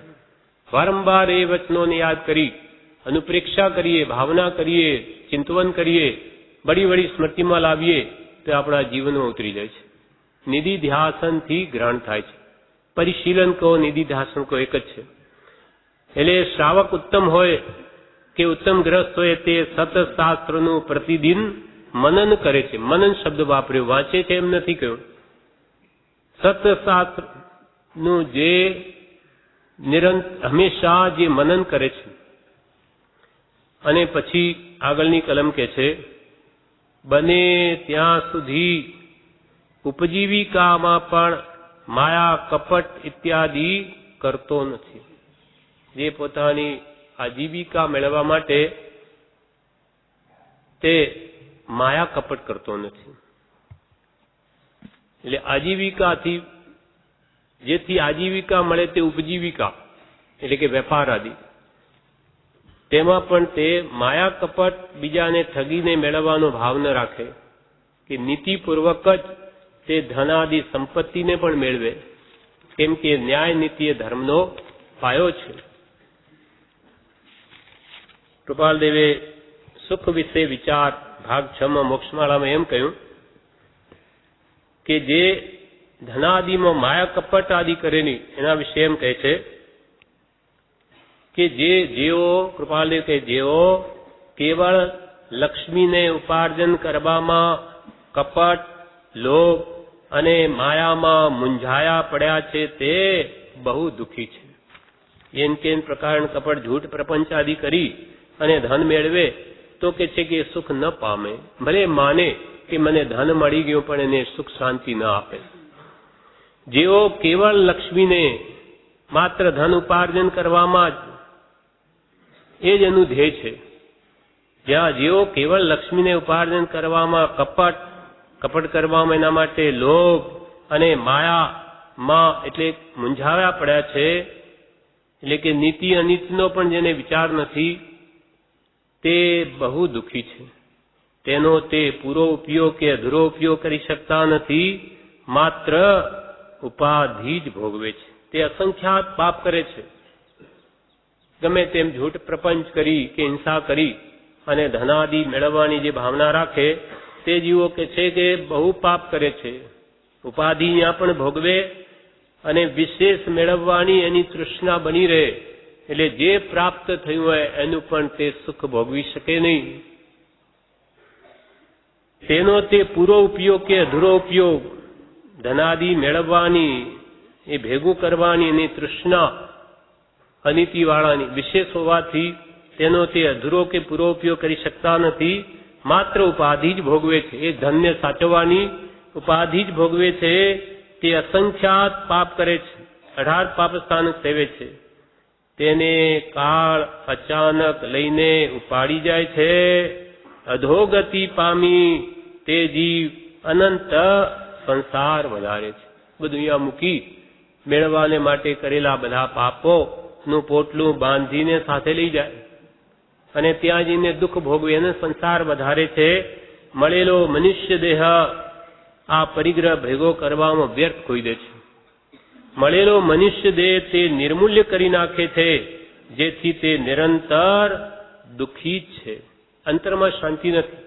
બહારથી ભલે લોકો કહે કે ભાઈ પૈસાદાર છે ગમે તે, પણ જેને સત્પુરુષ ન મળ્યા હોય અને માત્ર લક્ષ્મી પેદા કરવાનું જ લક્ષ્ય હોય તો કે છે એ આવી રીતે બધું અચાનક એ જ મૂકી દઈ અને મૂકીને ચાલ્યો જાય, કાળ ઉપાડી જાય અને દુર્ગતિ ચાલ્યો જાય છે. એટલે અહીંયા કૃપાલય કહે છે કે બને ત્યાં સુધી સત્પુરુષના આશ્રિત જીવો ઉપજીવિકામાં એટલે આજીવિકા મેળવવામાં નું સાધન ઉપજીવિકા વેપાર આદિ તેમાં પણ માયા કપટ ઇત્યાદિ કરતો નથી. એક દ્રષ્ટાંત છે જૈન કથા સાગરમાં આવેલું કે ઉજ્જૈન નગરીમાં નાગદત્ત નામનો શેઠ હતો. ઉજ્જૈનમાં 7 માળની હવેલી બાંધતો હતો. ભાવના એની એવી હતી કે એવી હવેલી બાંધું કે 7 પેઢી સુધી એનો પાયો હાલે નહીં. એટલે પેલાને એમ કે કારીગરને ત્યાં ઉભા શેઠ કે એવો પાયો ભાર કે મારી 7 પેઢી સુધી પાયો હાલવો ન જોઈએ. ત્યાં થઈને એક મહાત્મા જતા હતા, મુનિ મહાત્મા. આ વાત સાંભળી ને એમને હસવું આવી ગયું. નાની પુરુષ છે, અવધિજ્ઞાની છે કે આ શું બોલે છે? 7 પેઢીની ચિંતા કરે પણ એનું આયુષ્ય જ 10 દિવસનું છે. આ ભોમો એ ભોગવી ન શકે અને આવા ભાવ રાખે. આ શું આવી ગયું? બીજી વાર શું બન્યું કે એ શેઠ દુકાને બેઠા છે, ત્યાં થઈને એક કસાઈ બોકડો લઈને જઈ રહ્યો છે. જેવી આ દુકાન આવી કે બોકડો દુકાન ઉપર ચડવા અને મથે, પેલો એને ખેંચે તોય ત્યાં જ જાય. તાકાત કરીને ઘૂસી ગયો બોકડો અંદર. એ બોકડો કોણ છે? એ આ છોકરાનો જ બાપ છે. ઘણા લોકોને ઠગી પૈસા ભેગા કરેલા, માયા કપટ કરેલું, એના ફળમે મરીને બોકડો બનેલો. હવે એની દુકાન આવી એટલે એને જાતિ સ્મરણ દાન એવા સંસ્કાર પૂર્વના એટલે એ ખેંચે છે ત્યાં. પેલો તો ખેંચીને છેવટે બહાર કાઢ્યો, પેલો પણ નીકળે જ નહીં. એટલે એને પણ પછી ડફણું લીધું, મારી લાકડી, નીકળતો જ નથી બહાર. એટલે બેટાએ બાપને માર્યો. શું કરે એની ખબર નથી. એટલે નીકળીને કસાઈ તો લઈ ગયો. પેલો કસાઈ તે વખતે બોલ્યો કે આ બહુ એવું કરે, તમે પૈસા આપો તો છોડી દો, તમે પૈસા આપો તો બોકડાને છોડી દો. ત્યારે શેઠ પુત્ર કહે કે આવા હું કેટલા બોકડા છોડાવું, તું તો કાલે બીજો લઈને આવીશ. લઈ ગયો. એ તો કસાઈ ખાને લઈ ગયો. પછી શું બને છે, એના ઘરે મુનિ મહારાજ પધારે છે વરવા. ત્યારે પણ એવો એક પ્રસંગ બને છે કે ત્યાં એની જે સ્ત્રી છે તેનો એક જાર પુરુષ હતો, એને મારી નાખેલો. હવે ત્યાં મુનિ ભગવંત આવ્યા. હવે એ જેને જાર હતો એને માર્યો, એ જ મરીને એ સ્ત્રીને પેટે જ અવતરેલો દીકરો. એ પુત્ર એકવાર પાસે બેઠો છે, તે એને જમતી વખતે થાળીમાં મૂતરી દીધું. એટલે પેલો શેઠ પુત્ર શું કહે કે જો એની સ્ત્રીને, જો મને આ મારા પુત્ર પ્રત્યે કેવો પ્રેમ કે એને અંદર મૂતર્યું ને તોય મને કોઈ સુખ નથી, કાંઈ નહીં, ભલે મૂતર્યું. ત્યારે એ ભગવંત મુનિ ભગવંત ત્યાં આવેલા જોગાનુજોગ. એમને આ નાટક જોઈને એમને હસવું આવી ગયું. ત્યારે અપાશ્રમો જયારે શેઠ ગયા કે ભગવાન આ અમુક દિવસોમાં તમે 3 વાર હસ્યા પ્રભુ, એનું રહસ્ય મને કહ્યું કહો. તો કે કહેવા જેવું નથી. ના મને કેવું કહો. તો કે તને દુઃખ થશે, કંઈ કહેવા જેવું ના, મને જરૂર આપ કહો. બહુ આગ્રહ કર્યો એટલે કહ્યું કે ભાઈ તું એ હવેલી બાંધવામાં એવું કહેતો હતો અને હું ત્યાંથી પસાર થયો, તું આમ 7 પેઢી બતાવે પણ તારું આયુષ્ય જ 10 દિવસનું છે. એટલે એના તો અડધા તો હોશ જ ઉડી ગયા. અરે બાપ, 10 દિવસ હું મરી જવાનું. પણ જે છે એ કહ્યું, પણ છતાં હિંમત કરીને આપ ફરી બીજી વાર પેલો બોકડો ત્યારે પણ આ પસાર થયા, ત્યારે પણ આ ફસ્યા, એનું શું પ્રયોજન? તો કે એ તારો બાપ હતો. મારો બાપ? તો કે આવા ધંધા કર્યા એટલે આ પશુ બન્યો. એટલે એને આ પોતાની દુકાન એટલે અંદર પેસવા કરતો, પણ એને કોણ છોડાવે? તું ઓળખી શક્યો નહીં. તો કે મારો બાપ તો એને જઈને છોડાવું, પણ હવે શું છોડાવે? એ તો ત્યાં પછી કે છે ગયો, પણ એટલામાં તો એને મારી નાખ્યો હતો. પછી ત્રીજો પ્રસંગ જે ઘરમાં બન્યો તો કે આ એમ કે મારો પુત્ર, એટલે એના પ્રત્યે મને બહુ પ્રેમ, પણ એ કોણ હતો ખબર છે તને? તારી સ્ત્રીનો જાર પુરુષ, જેને તે મારી નાખ્યો હતો એ જ તારી સ્ત્રીને પેટે અવતર્યો અને એને તું આજે પ્રેમ કરે છે. આ શું સંસારની રીતિ છે? એને પણ અત્યંત વૈરાગ્ય ભાવ ઉપજ્યો કે એવો સંસાર, મને પ્રભુ હવે આ આટલો અલ્પકાલ રહ્યો, મારો ઉદ્ધાર કરો. તો કે ઉદ્ધાર જોઈતો હવે સર્વસંગ પરિત્યાગ કર, સંસાર છોડી દે, આત્મ ધ્યાનમાં રહે, મારા પણ બધું મૂકી દે તો તારું કલ્યાણ થઈ શકે, બાકી બીજો કોઈ ઇલાજ નથી. એટલે પછી એને બધું છોડી દીધું અને 10 દિવસમાં પણ પોતાનું આત્માનું કલ્યાણ કરી દીધું. અર્થાત દેવાદિગતિ પામીને આગળ વધ્યો. એમ જ્ઞાની પુરુષ મળે છે તો બધું સુધરી જાય. બાકી જ્ઞાની ન હોય તો આપણને કોણ બતાવે કે ભાઈ આ પાપ કહેવાય, પુણ્ય કહેવાય? બને ત્યાં સુધી જ્ઞાની પુરુષનો આશ્રિત શ્રાવક તે ઉપજીવિકામાં પણ માયા કપટ ત્યાદી કરતો નથી. પછી આગળની કલમમાં કૃપાલે કે ગ્રસ્તે શું કરવું જોઈએ? સ્ત્રી, પુત્ર, માત, તાત, મુનિ અને ગુરુ એ સઘળાને યથાયોગ્ય સન્માન આપે છે. ખરો ઉત્તમ શ્રાવક હોય તે શું કરે તો કે પોતાની સ્ત્રી આમ ક્રમપૂર્વક બતાવ્યું, વિનય બધાનો એક-એકથી ચડિયાતો. પહેલા સ્ત્રી લીધી, તે સ્ત્રીનો પણ વિનય કરવો. વિનય એટલે શું કે એને બધાની વચ્ચે ગમે તેમ બોલીને એનું અપમાન કરવું અથવા એને મારવી એ પુરુષનું કર્તવ્ય નથી. સમજાવવી, એની ભૂલ થતી હોય તો પ્રેમથી સમજાવવી. શાસ્ત્રમાં કહ્યું છે કે સ્ત્રીને બાંધીને મારવી. બાંધીને મારવી એટલે શું કે આમ ઝાડને કે કોઈ થાંભલે બાંધીને મારવી એમ નહીં. બાંધીને મારવી એટલે પ્રેમરૂપી બંધનમાં એને લઈને પછી મારવી, એટલે કે પછી એને સમજાવી તો બધું ગળે ઉતરી જશે. એ સમજાવી, પ્રેમ એક એવી અદ્ભુત વસ્તુ છે કે એનાથી સામો વ્યક્તિ બધું સમજી જાય. પણ આ દ્વેષથી કરી અને ગમે તે મારપીટ કરે તેથી સમજે નહીં. એટલે સ્ત્રીનો પણ યથાયોગ વિનય એટલે એનો આવી રીતે ગમે તેમ એને કઈ નોકર સમજીને એની સાથે આવો દુર્વ્યવહાર કરવો નહીં, એનો વિનય છે. અને પુત્રનો પણ વિનય કરવો, એને પણ ગમે તેમ બોલી જવું, મારવો એ ગ્રસ્તનું, ઉત્તમ ગ્રસ્તનું ધર્મ નથી. પણ એને સમજાવે, એનો વિનય, અથવા એ કેમ વધે એવા ઉત્તમ ગોઠવણ એવી કરે કે પુત્ર વિનયવાન બને, એને ઉત્તમ શિક્ષા આપે, એ એનો યથાયોગી વિનય છે. એને બહુ લાડમાં પણ બહુ ચઢાવે નહીં તો પણ બગડી જાય. એટલે પુત્ર હોય તો પણ એનું ભવિષ્ય કેમ સુધરે એવો ખ્યાલ રાખીને એનું એ પ્રમાણે વિનય કરવો, એ સંભાળ રાખવી એનો વિનય છે. એમ સ્ત્રી પછી પુત્ર, પુત્ર પછી માતા, પછી એનાથી એનો વિશેષ વિનય કરવો કે જન્મ દેનારી માતા છે, તીર્થરૂપ છે, એનો કદી અવિનય નહીં થાય. એ ગમે તેમ વર્તે તો પણ પુત્રનો ધર્મ છે કે સહન કરવું. માતાએ ઘણું સહન કર્યું છે. 9 મહિના બાળપણમાં પણ ઘણી આપણી સેવા કરી છે.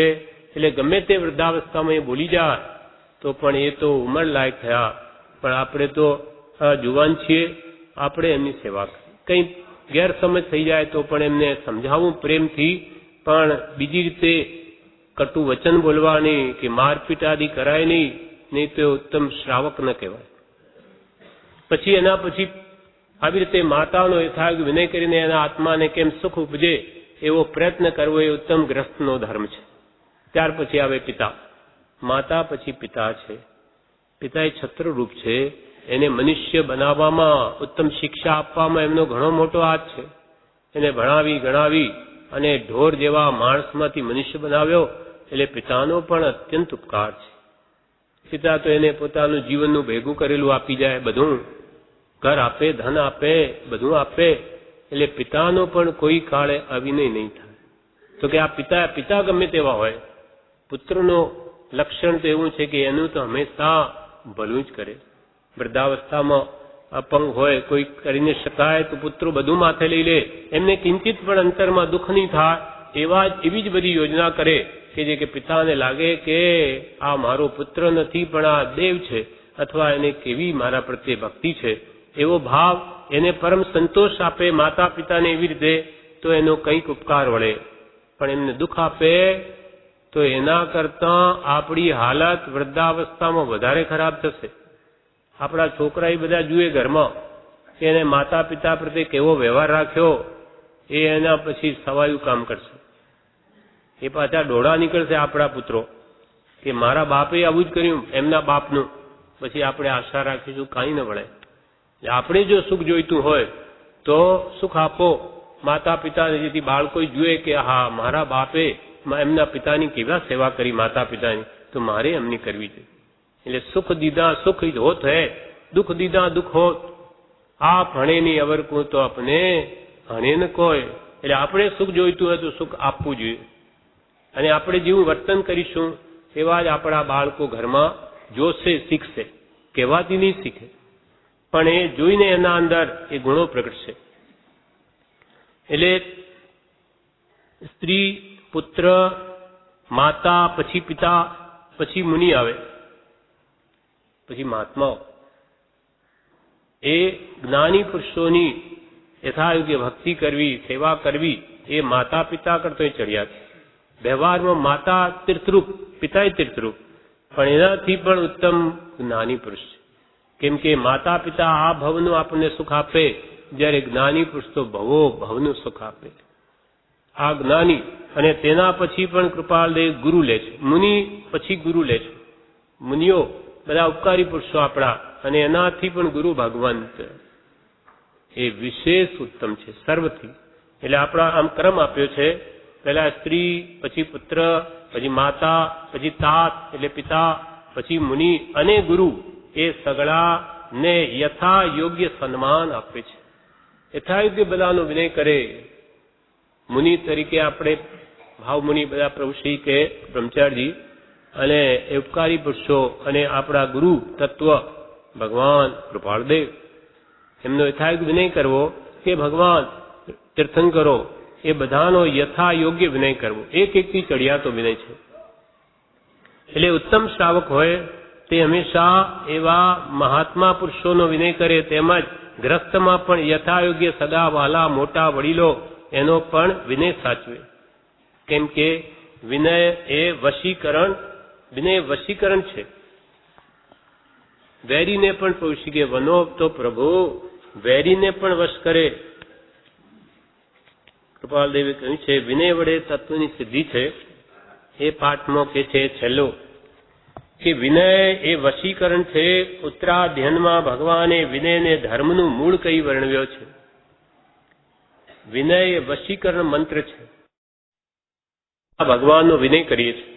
એમના ચરણ કમલને મારું માથું આપણા ચરણ કમલમાં નમાવું છું. આપ મહાન છો, મારે આપના જેવા ગુણો જોઈએ છે.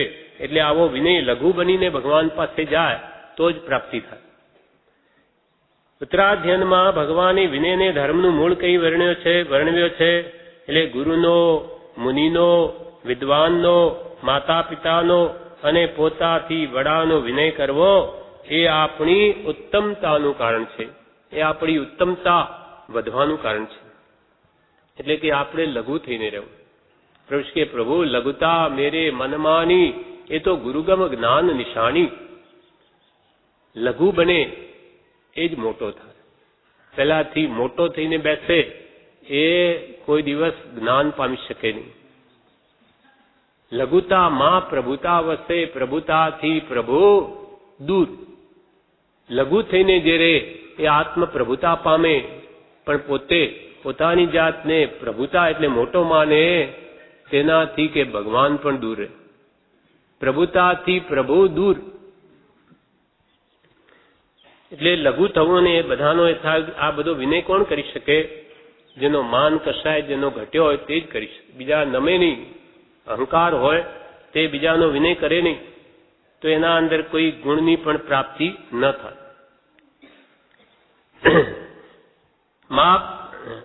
સ્ત્રી, પુત્ર, માત, તાત, મુનિ અને ગુરુ એ સઘળાને યથાયોગ્ય સન્માન આપે છે. પછી કે છે 7મી કલમ, પ્રભુશ્રીજીએ એકવાર ઉપદેશામૃતમાં એમ કહ્યું છે, 295 પાન ઉપર બતાવે છે કે સર્વ શાસ્ત્રોનો સાર, પ્રભુશ્રી કહે સર્વ શાસ્ત્રોનો સાર અને મોક્ષ પામવાનો માર્ગ કે સમકિતનું કારણ એ વિનય છે. વિનયથી પાત્રતા યુક્તા આવે છે. ધર્મનું મૂળ વિનય છે. સેવાની ભાવના રાખવી, લઘુતા રાખવી, ગુરુથી અતિ દૂર નહીં, તેમ અતિ પાસે નહીં તેમ બેસવું, નીચે આસને બેસવું, આજ્ઞા સિવાય શરીરે પણ અડવું નહીં, એ બધા વિનયના રસ્તા છે. પ્રાયશ્ચિત વડે દોષોની શુદ્ધિ કરવી, રિદ્ધિ ગારવ, રસ ગારવ અને શાતા ગારવ તજવા. ગર્વ ન રાખવો.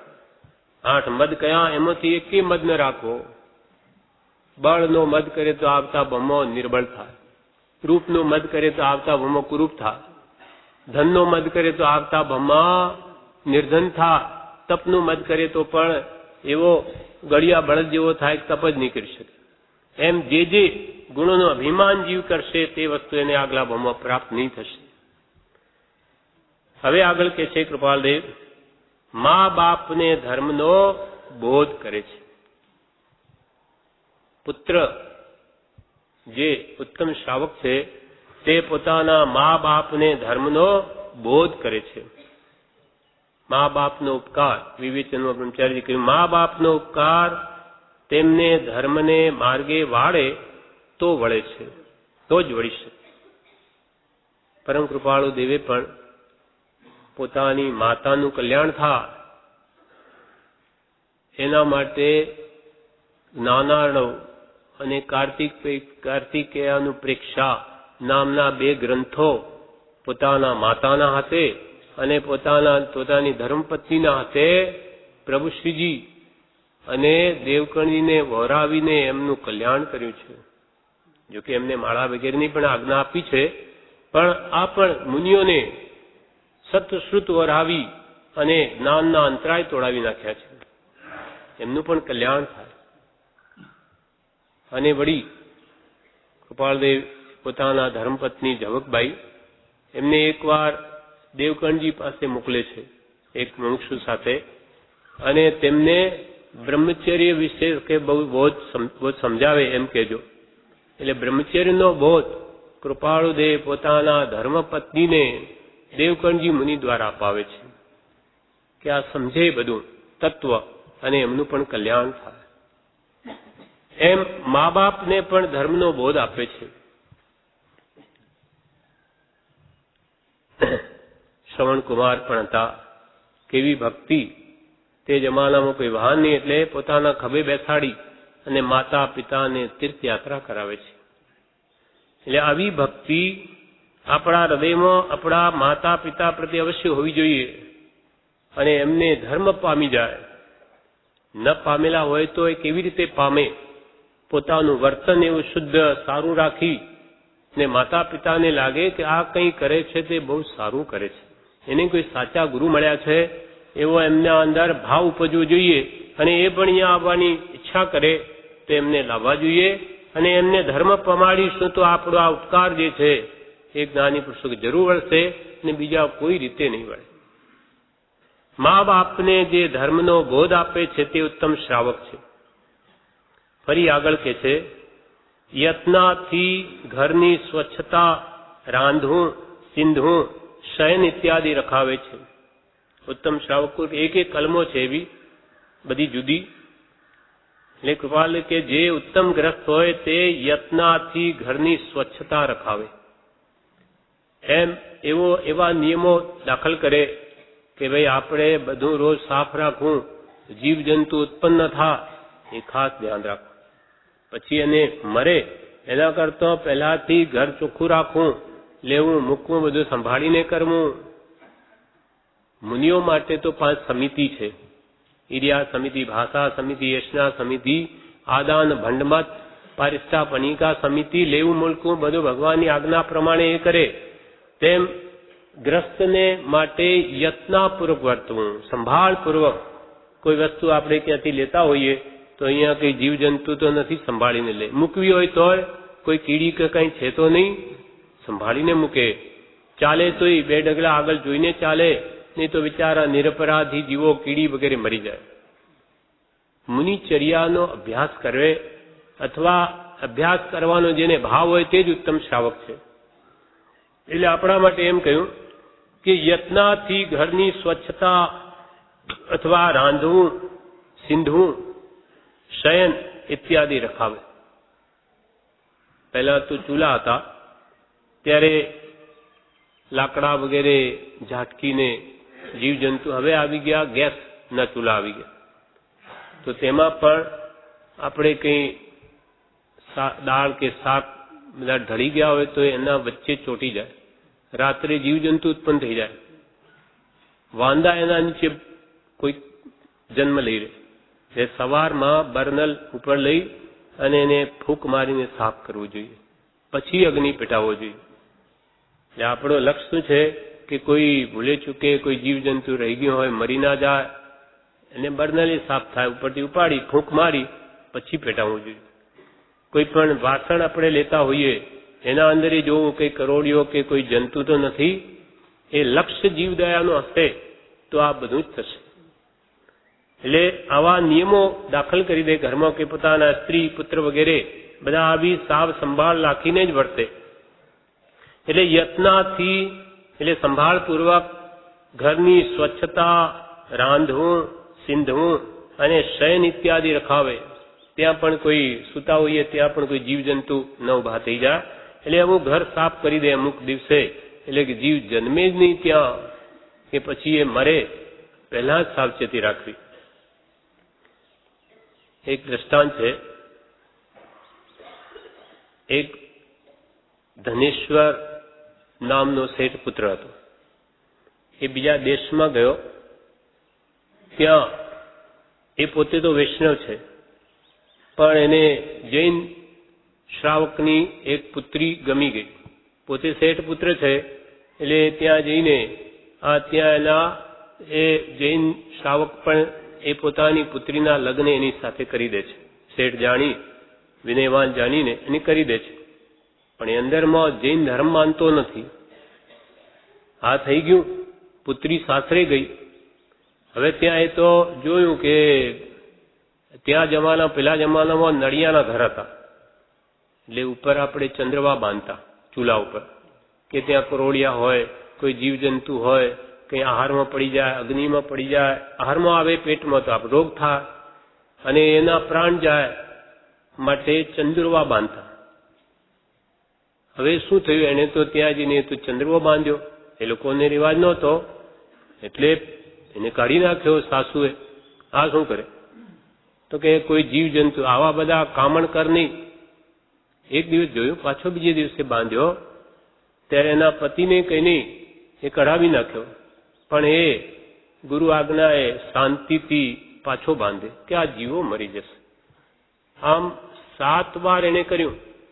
એટલે એ લોકોને એવો ગુસ્સો આવી ગયો કે જતી રહે પાછી તારા ઘરે, અમારું કેવું નહીં કરવું હોય તો જતી રહે. ત્યારે એ બાઈ શું કે ભલે તમારી જેવી ઈચ્છા, પણ તમે એમ કરો જેમ મને લેવા આવ્યા હતા તેમ પાછા બધા મૂકવા આવો તો હું ચાલી જાઉં. તમે બધા ત્યારે બધા ભેગા થઈને લેવા આવ્યા, હવે મને મૂકવા આવો. તો કે હા મૂકવા આવીએ, જા જતી રહે, આવું અમારા ઘરે નહીં ચાલે. એમના મનને જાણે આ શું કંઈ કામણ કરે છે. તે બધા પાછા એને મૂકવા જાય છે. ત્યાં રસ્તામાં એક સગાવાલાને ઘરે રોકાયા, ગામ દૂર ગાડામાં જાય. ત્યાં પછી રાત પડી ગઈ, સાંજ સુધી દિવસે બધો ચાલ્યા, રાત પડી ગઈ. રસોઈ બનાવી ત્યારે આ બહુએ કીધું કે હું તો નહીં ખાઉં રાત્રે, હું તો જમું નહીં. એટલે એના સગાવાલા એના જે એનો પતિને સાસુ સસરાઈ શું કે તું નહીં ખાય તો અમે નહીં ખાઈશું. તો કે તમારી મરજી. પછી ત્યાં શું બન્યું, રાત્રે રસોઈ બનાવી, એમાં જોગાનું જોગ એ રસોઈમાં સાપનું ઉપરથી જતા ઝેર પડી ગયું. હવે રસોઈ ઝેરમાં બની ગયેલી, ખબર નહીં કોઈને. એટલે બીજા જે હતા એને જમ્યા અને આના ઘરના ભાગ્યો કે નહીં જમ્યા. એટલે જે જમ્યા એ બધા મરી ગયા. એટલે એને થયું કે શું થયું? તો કે આ રાત્રે કઈ અમને ખબર નહીં, આમાં ઝેર પડી ગયું હતું, પણ હવે શું થાય? એ તો બધા મરી ગયા.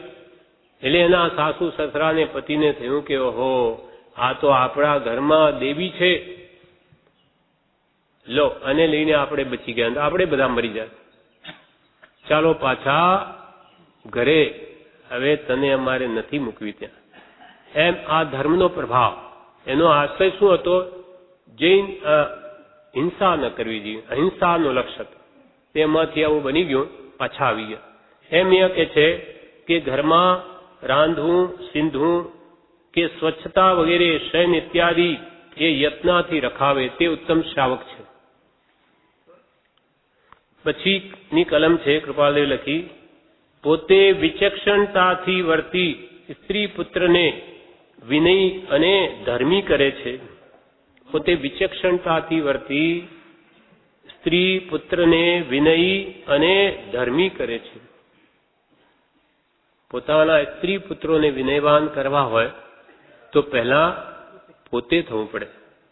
પોતે વિનયવાન બને તો સ્ત્રી પુત્રમાં એ સંસ્કારો આવે જ. પોતે ગમે તેમ બોલતા હોય, વિનય હોય, બાપમાં ન હોય તો દીકરામાં ક્યાંથી આવે? એમ પોતે વિચક્ષણતાથી, એટલે કે પોતાનું વર્તન ઉત્તમ રાખીને એ બીજાને પણ અસર થાય એમ કરે. પોતે વિચક્ષણતાથી વર્તી સ્ત્રી પુત્રને વિનયી અને ધર્મી કરે છે. વિનય એટલે વિનયવાળા કરે અને ધર્મી એટલે ઉત્તમ સંસ્કારવાળા બનાવે. બાપ બીડી પીતો હોય અને પછી દીકરાને કહે કે બેટા પીવાય નહીં, આ સિગરેટ ન પીવાય, તો કે પણ હવે જો એક બોલી ન શકતો હોય, પણ બાપ પીએ છે એટલે પછી ન બોલી શકે, છાનો પીએ. બાપ છોડી દે અને પછી કહે તો જરૂર એને લાભ થાય, પણ બાપ જે પોતે સુધરે નહીં અને દીકરાઓને કે સ્ત્રીને સુધારવા જે બની શકે નહીં. એટલે કૃપાલ કે જો ઘરમાં શાંતિ જોઈતી હોય, સુખ જોઈતું હોય તો પોતે વિચક્ષણતાથી વર્તી સ્ત્રી પુત્રને વિનય અને ધર્મી કરે છે. વિદ્યા વિનયન શોભતે. વિદ્યા ગમે એટલી ભણેલો હોય પણ જો વડીલોનો વિનય નહીં હોય તો વિદ્યા શું કામની? ઉદ્ધતાઈ આવે એવી વિદ્યા આત્માનું કલ્યાણ નહીં કરે અને આ ભમય એના ઘરમાં સુખ ના આપે. એટલે શાસ્ત્રોમાં કહ્યું વિદ્યા તો વિનયન શોભતે. તમારા અંદર વિનય ભાવ હશે તો જ વિદ્યા શોભશે. અને વિનય ક્યારે આવે? તો કે માન કશાયની મંદતા હોય. માનાદિ શત્રુ મહા નિજ છંદે નમરા જાતા સદગુરુ શરણમાં અલ્પ પ્રયાસે. એક મહાત્માએ પણ કહ્યું, રે જીવ માનન કીજીએ, રે જીવ માનન કીજીએ, માને વિનયન આવે રે, માને વિનયન આવે રે, વિનય વિના વિદ્યા નહીં, વિનય વિના વિદ્યા નહીં, તો કિમાં સમકિત પાવે રે, તો કિમાં સમકિત પાવે રે, રે જીવ માન ન કીજીએ, રે જીવ માન ન કીજીએ. કેમ કે માન હોય તો વિનય ન આવે અને વિનય વિના વિદ્યા નથી. સત વિદ્યા વિનય વડે પ્રાપ્ત ન થાય અને સત આત્મવિદ્યા પ્રાપ્ત ન થાય તો સમકિત ક્યાંથી આવે?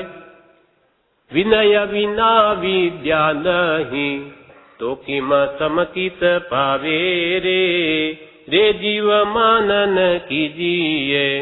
માટે ઉત્તમ ગ્રસ્તે વિચક્ષણતાથી એટલે હોશિયારી વાપરી અને પોતાના સ્ત્રી પુત્રને વિનયવાન કેમ બને અને ધર્મી કેમ બને એવી યોજના કરે.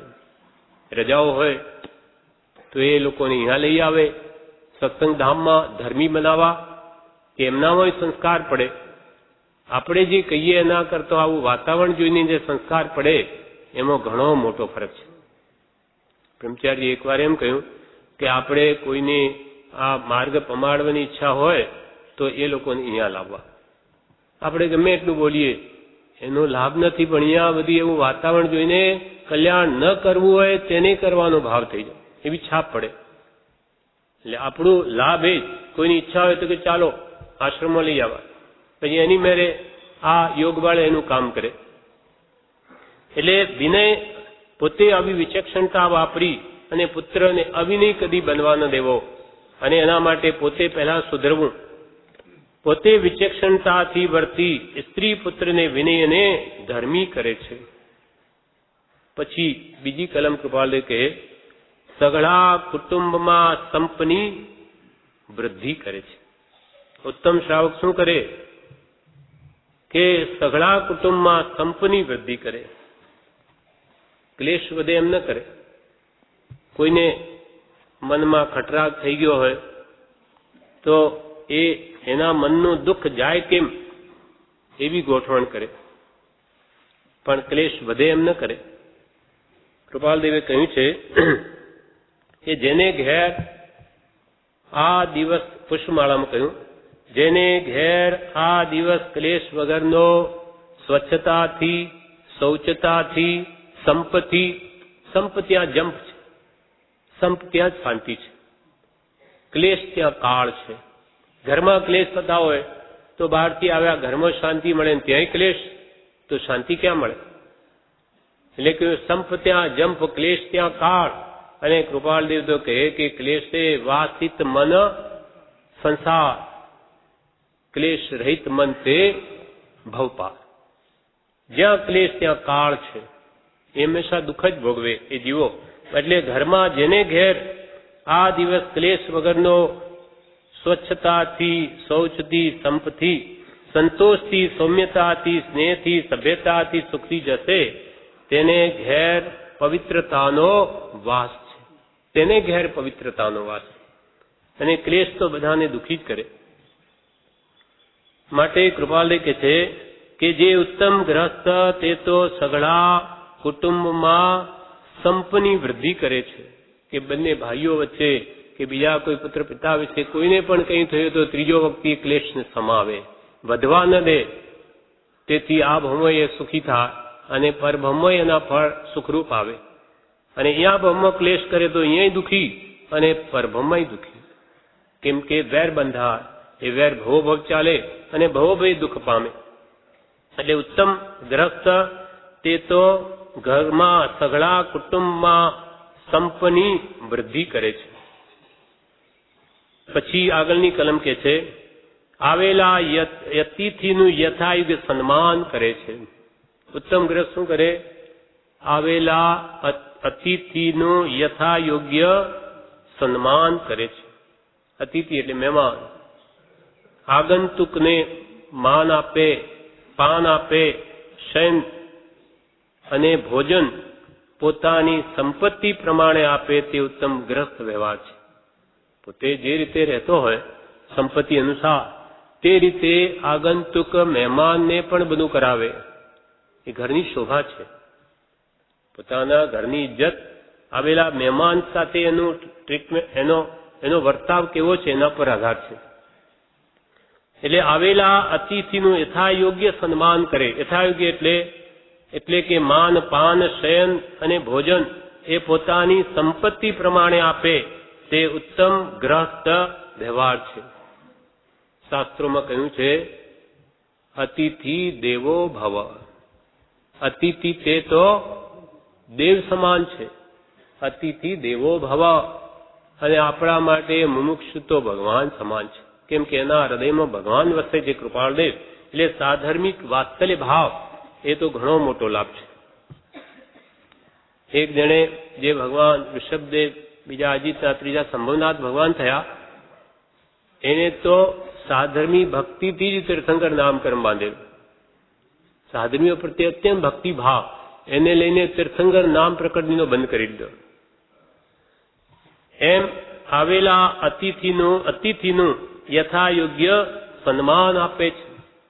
વસ્તુપાલ તેજપાલ થઈ ગયા, આબુના જે ડેરા બનાવ્યા તે લોકોની એવી ભક્તિ હતી સાધર્મિક, મંદિરો પ્રત્યે બહુ પ્રેમ, ભગવાન તો મંદિરો આવા બાંધ્યા, એની પત્નીઓ એવી હતી. એટલે વસ્તુપાલ તો એક દિવસ શું કરે, એવી પ્રતિજ્ઞા કરી સંગાવ્યો, એટલે કે મારે બધા જમાડીને પછી જમવું. એટલે જે સંઘવાળા આવે એમને બધાના પગ પ્રક્ષાળન, પગ દોડાવે અને પછી જમાડે, જમવા મોકલે પ્રેમથી. આવી રીતે કોઈ દેવે પરીક્ષા કરી કે એવું એનું વ્રત કેવું, જોઈએ તો ખરા પાકું છે કે નહીં. તો કે છે કે એ જેમ એમ કરે એમ આખો દિવસ નવા નવા શ્રાવકો આવ્યા જ કરે દેવ માયાથી. એમને તો નિયમ છે કે સાંજે આ પૂરું બધાને જમાડું પછી જમવું, પણ એવો સમય જ નથી આવતો. સાંજ પડી જાય, રાત પડી જાય, ત્યાં સુધી શ્રાવકો આવ્યા જ કરે. એમ એક દિવસ નહીં, 2 દિવસ નહીં, 3, 4, 5, 6, 7 દિવસ થઈ ગયા, છતાં એમના મનમાં દુઃખ નથી કે આટલા બધા સાધર્મી ભાઈઓની ભક્તિ મને મળી, વિશેષ મારે શું જોઈએ, મારે તો બહુ જ તૃપ્તિ છે. એનાથી 7 દિવસ આવી રીતે આહાર વગર એમની ભક્તિથી જ ગાળ્યા. એમની ભક્તિ પણ જમી ન શક્યા, સમય જ ન રહે. આવા પુરુષો પણ થયા છે, આવી સાધર્મી ભક્તિ પણ એમને કરી છે. તો આવા કેવા ડેરા બાંધ્યા, કેવી ભક્તિ હશે ભગવાન પ્રત્યે કે આજે પણ હજારો વર્ષ થઈ ગયા છતાં લોકો જોવા જાય કે શું એને ધન વાપર્યું છે કે એના માટે સર્વસ્વ આપી દો ભગવાન માટે. તો આજે એવી કળા કોઈ નથી કરી શકતું. જાણે કઈ આરસનો ઘોળ કરીને જાણે ડાઈ બનાવીને કામ ન કર્યા હોય, આવા ઝીણા ઝીણા એના જેટલું ખોદે એટલું સોનું આપે. ચરુ નીકળ્યા, એમને એટલું ધન થયું કે જ્યાં દાટવા જાય તેમાંથી વળી બીજું નવું નીકળ્યું. એટલે અરે આ બચાવવા જતા ફરી નીકળ્યા. ત્યારે માતા કહે તારું પુણ્ય પ્રબળ છે, લાભ લઈ લે, તું જ્યાં એને સંગરવા જાય ત્યાંથી ફરી નીકળે છે. એટલે પછી એને ભક્તિ કરી ભગવાનની કે આવા ડેરા બનાવું કે લોકો હંમેશા જોવા આવે, ભગવાનની ભક્તિ કરવા આવે, દર્શન કરે, એવી ભક્તિ કરી લીધી. એમ આવેલા અતિથિનું યથાયોગી જે સન્માન કરે છે. પછી કૃપાલદેવ કહે યાચકને ક્ષુધાતુર રાખતો નથી. યાચક એટલે માંગનાર, દિન દુખી કોઈ આવે તેને પણ પેટ પૂરતું આપે, એને પેટ ભરવાની નથી. આપણી પાસે છે તો કે છે યાચકને ક્ષુધાતુર એટલે ભૂખો રાખતો નથી.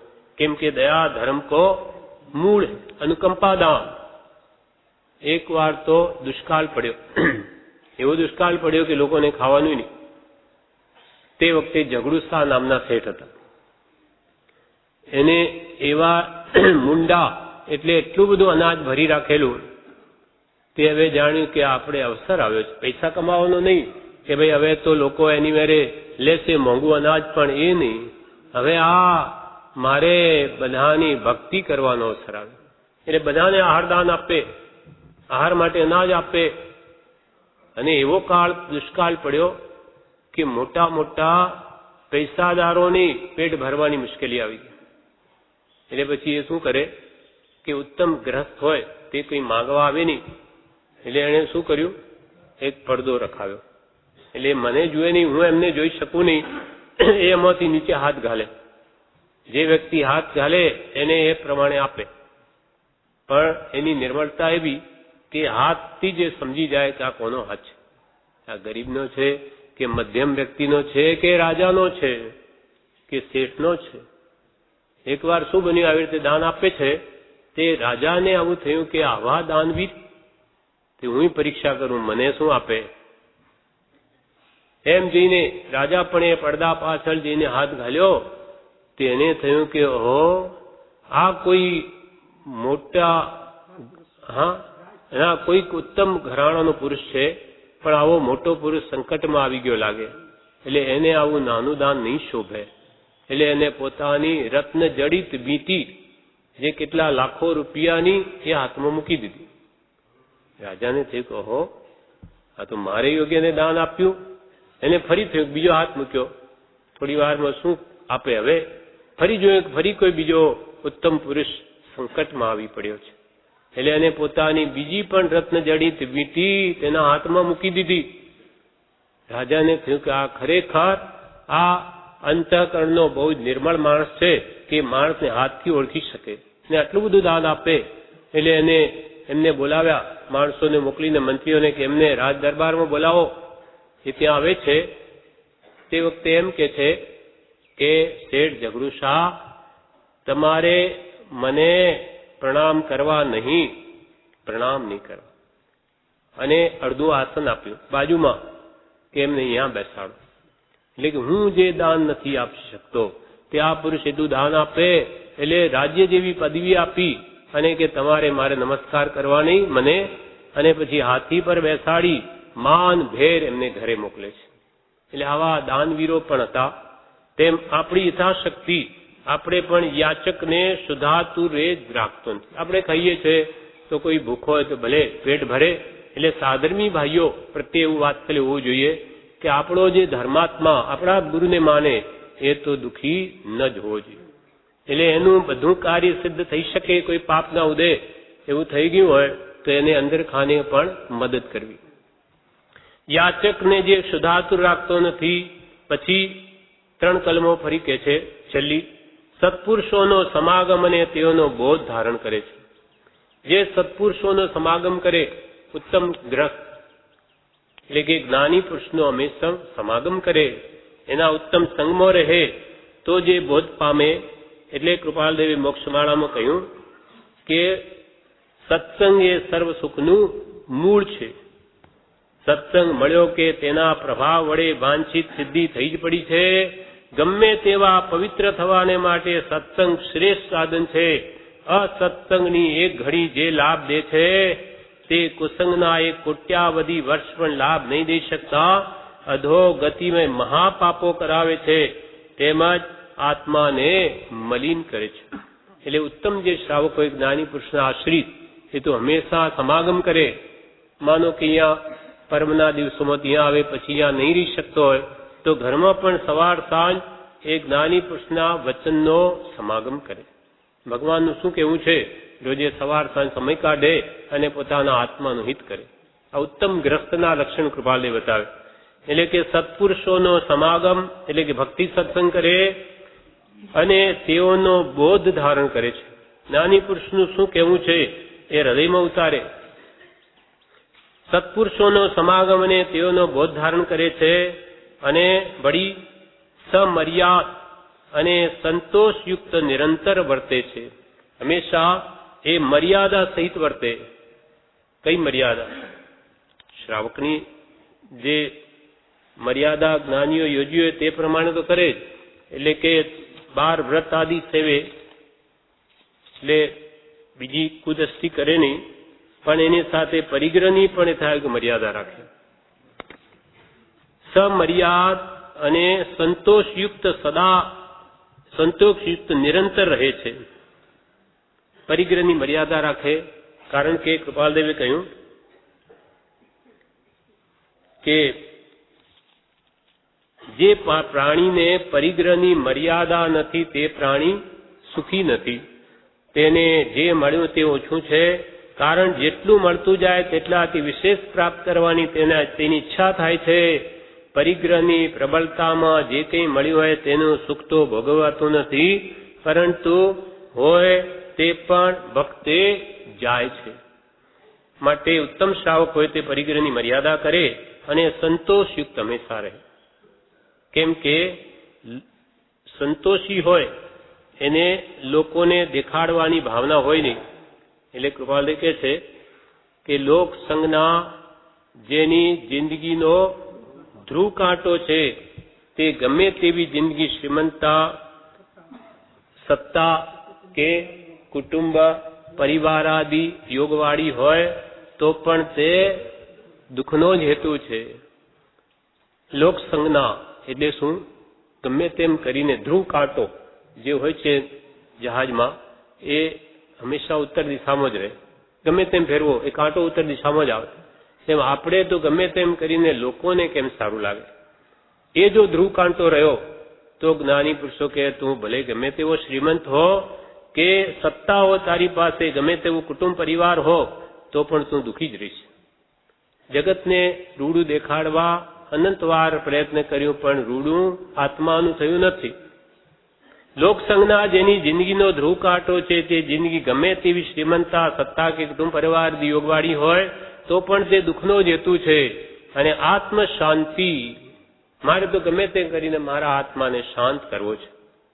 આત્મ શાંતિ જે જિંદગીનો ધ્રુવ કાંટો છે તે જિંદગી ગમે તો એકાકી, એકલો જ હોય, નિર્ધન હોય અને નિર્વસ્ત્ર હોય તો પણ તે પરમ સમાધિનું કારણ છે. મારે કંઈ નહીં જોઈએ, પણ મારે તો આત્મ શાંતિ જોઈએ. એવો જેનો ધ્રુવ કાંટો હશે એને ભલે દુનિયા ગમે તેમ કહે, એ હંમેશા શાંતિમાં જ રહેશે. એને દુનિયાની છાપ નથી જોઈતી. એનું તો જ્ઞાની પુરુષોએ શું કહ્યું છે તે કરવું છે. એમાં કલ્યાણ સમજી તો એ ગમે તેવી સ્થિતિઓ સદા આનંદથી રહે છે. એટલે કૃપાલુ કે તે સમર્યાદ અને સંતોષયુક્ત નિરંતર રહે છે.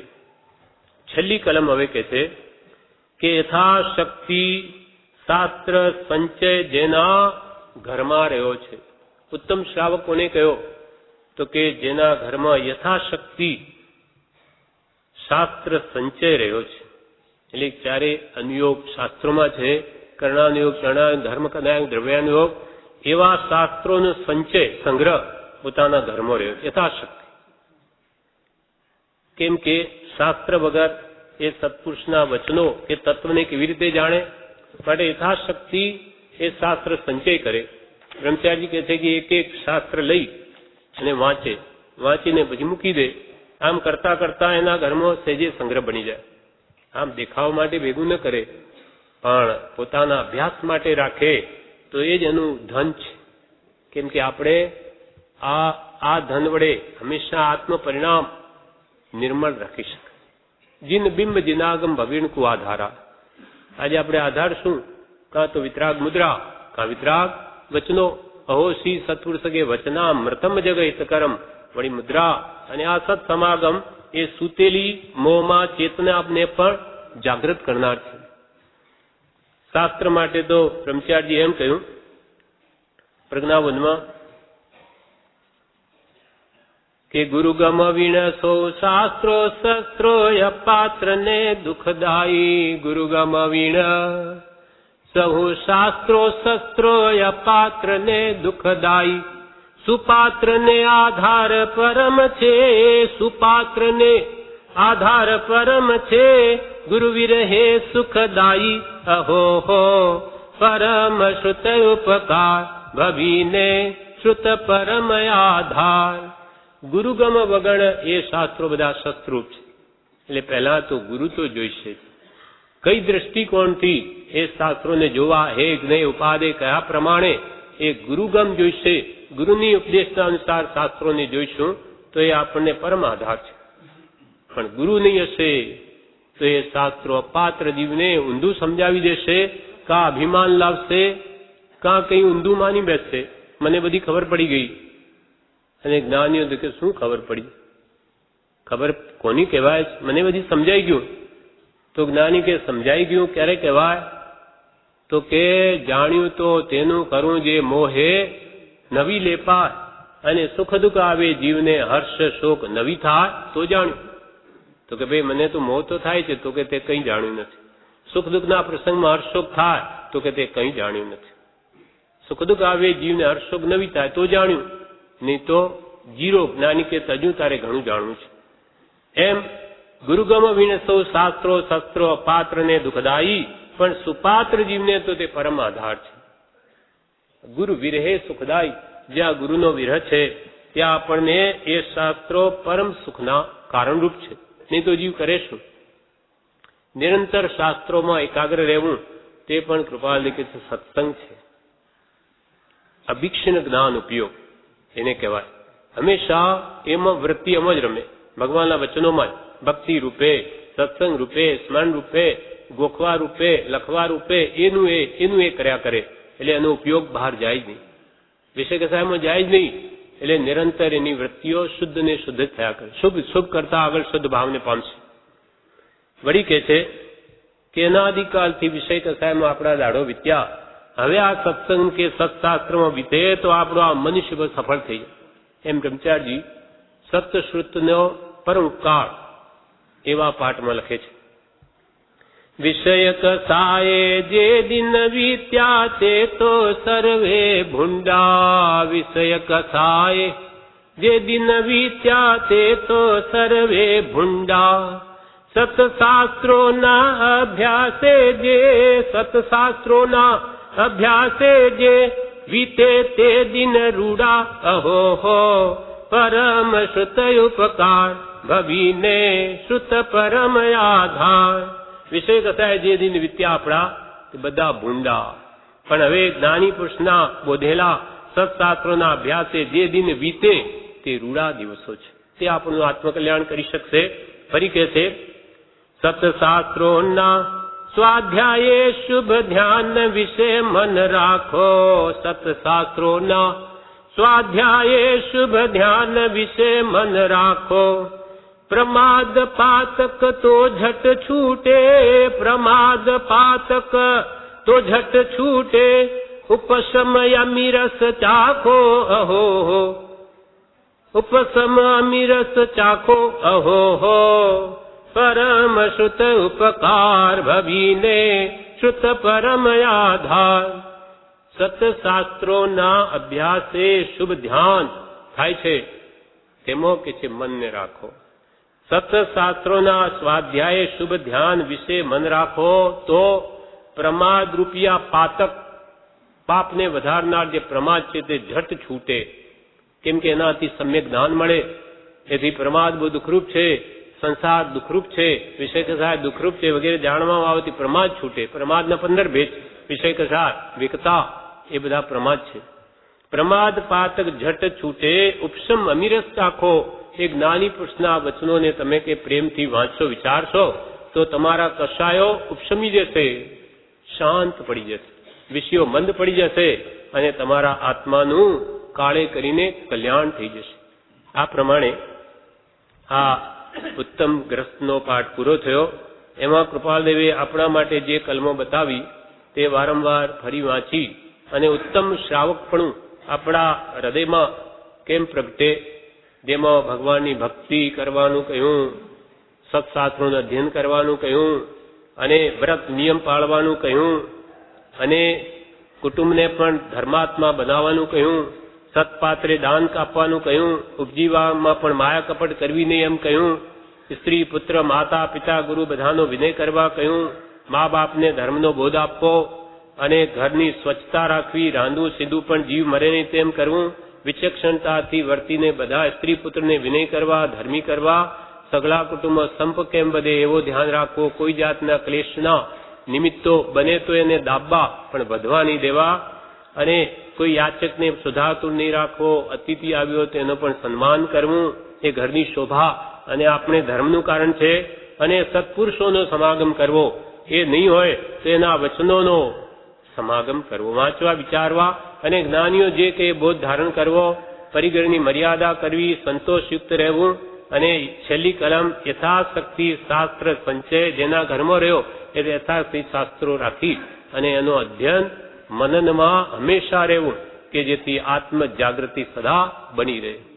આપણને કૃપાળને મળ્યા છે, એમની આજ્ઞા છે, એટલે યથાશક્તિ આપણા જીવનમાં બધી આજ્ઞા ઉતારવાનો પ્રયત્ન કરવો. વિશેષ આપને ચિતાવશ કરે.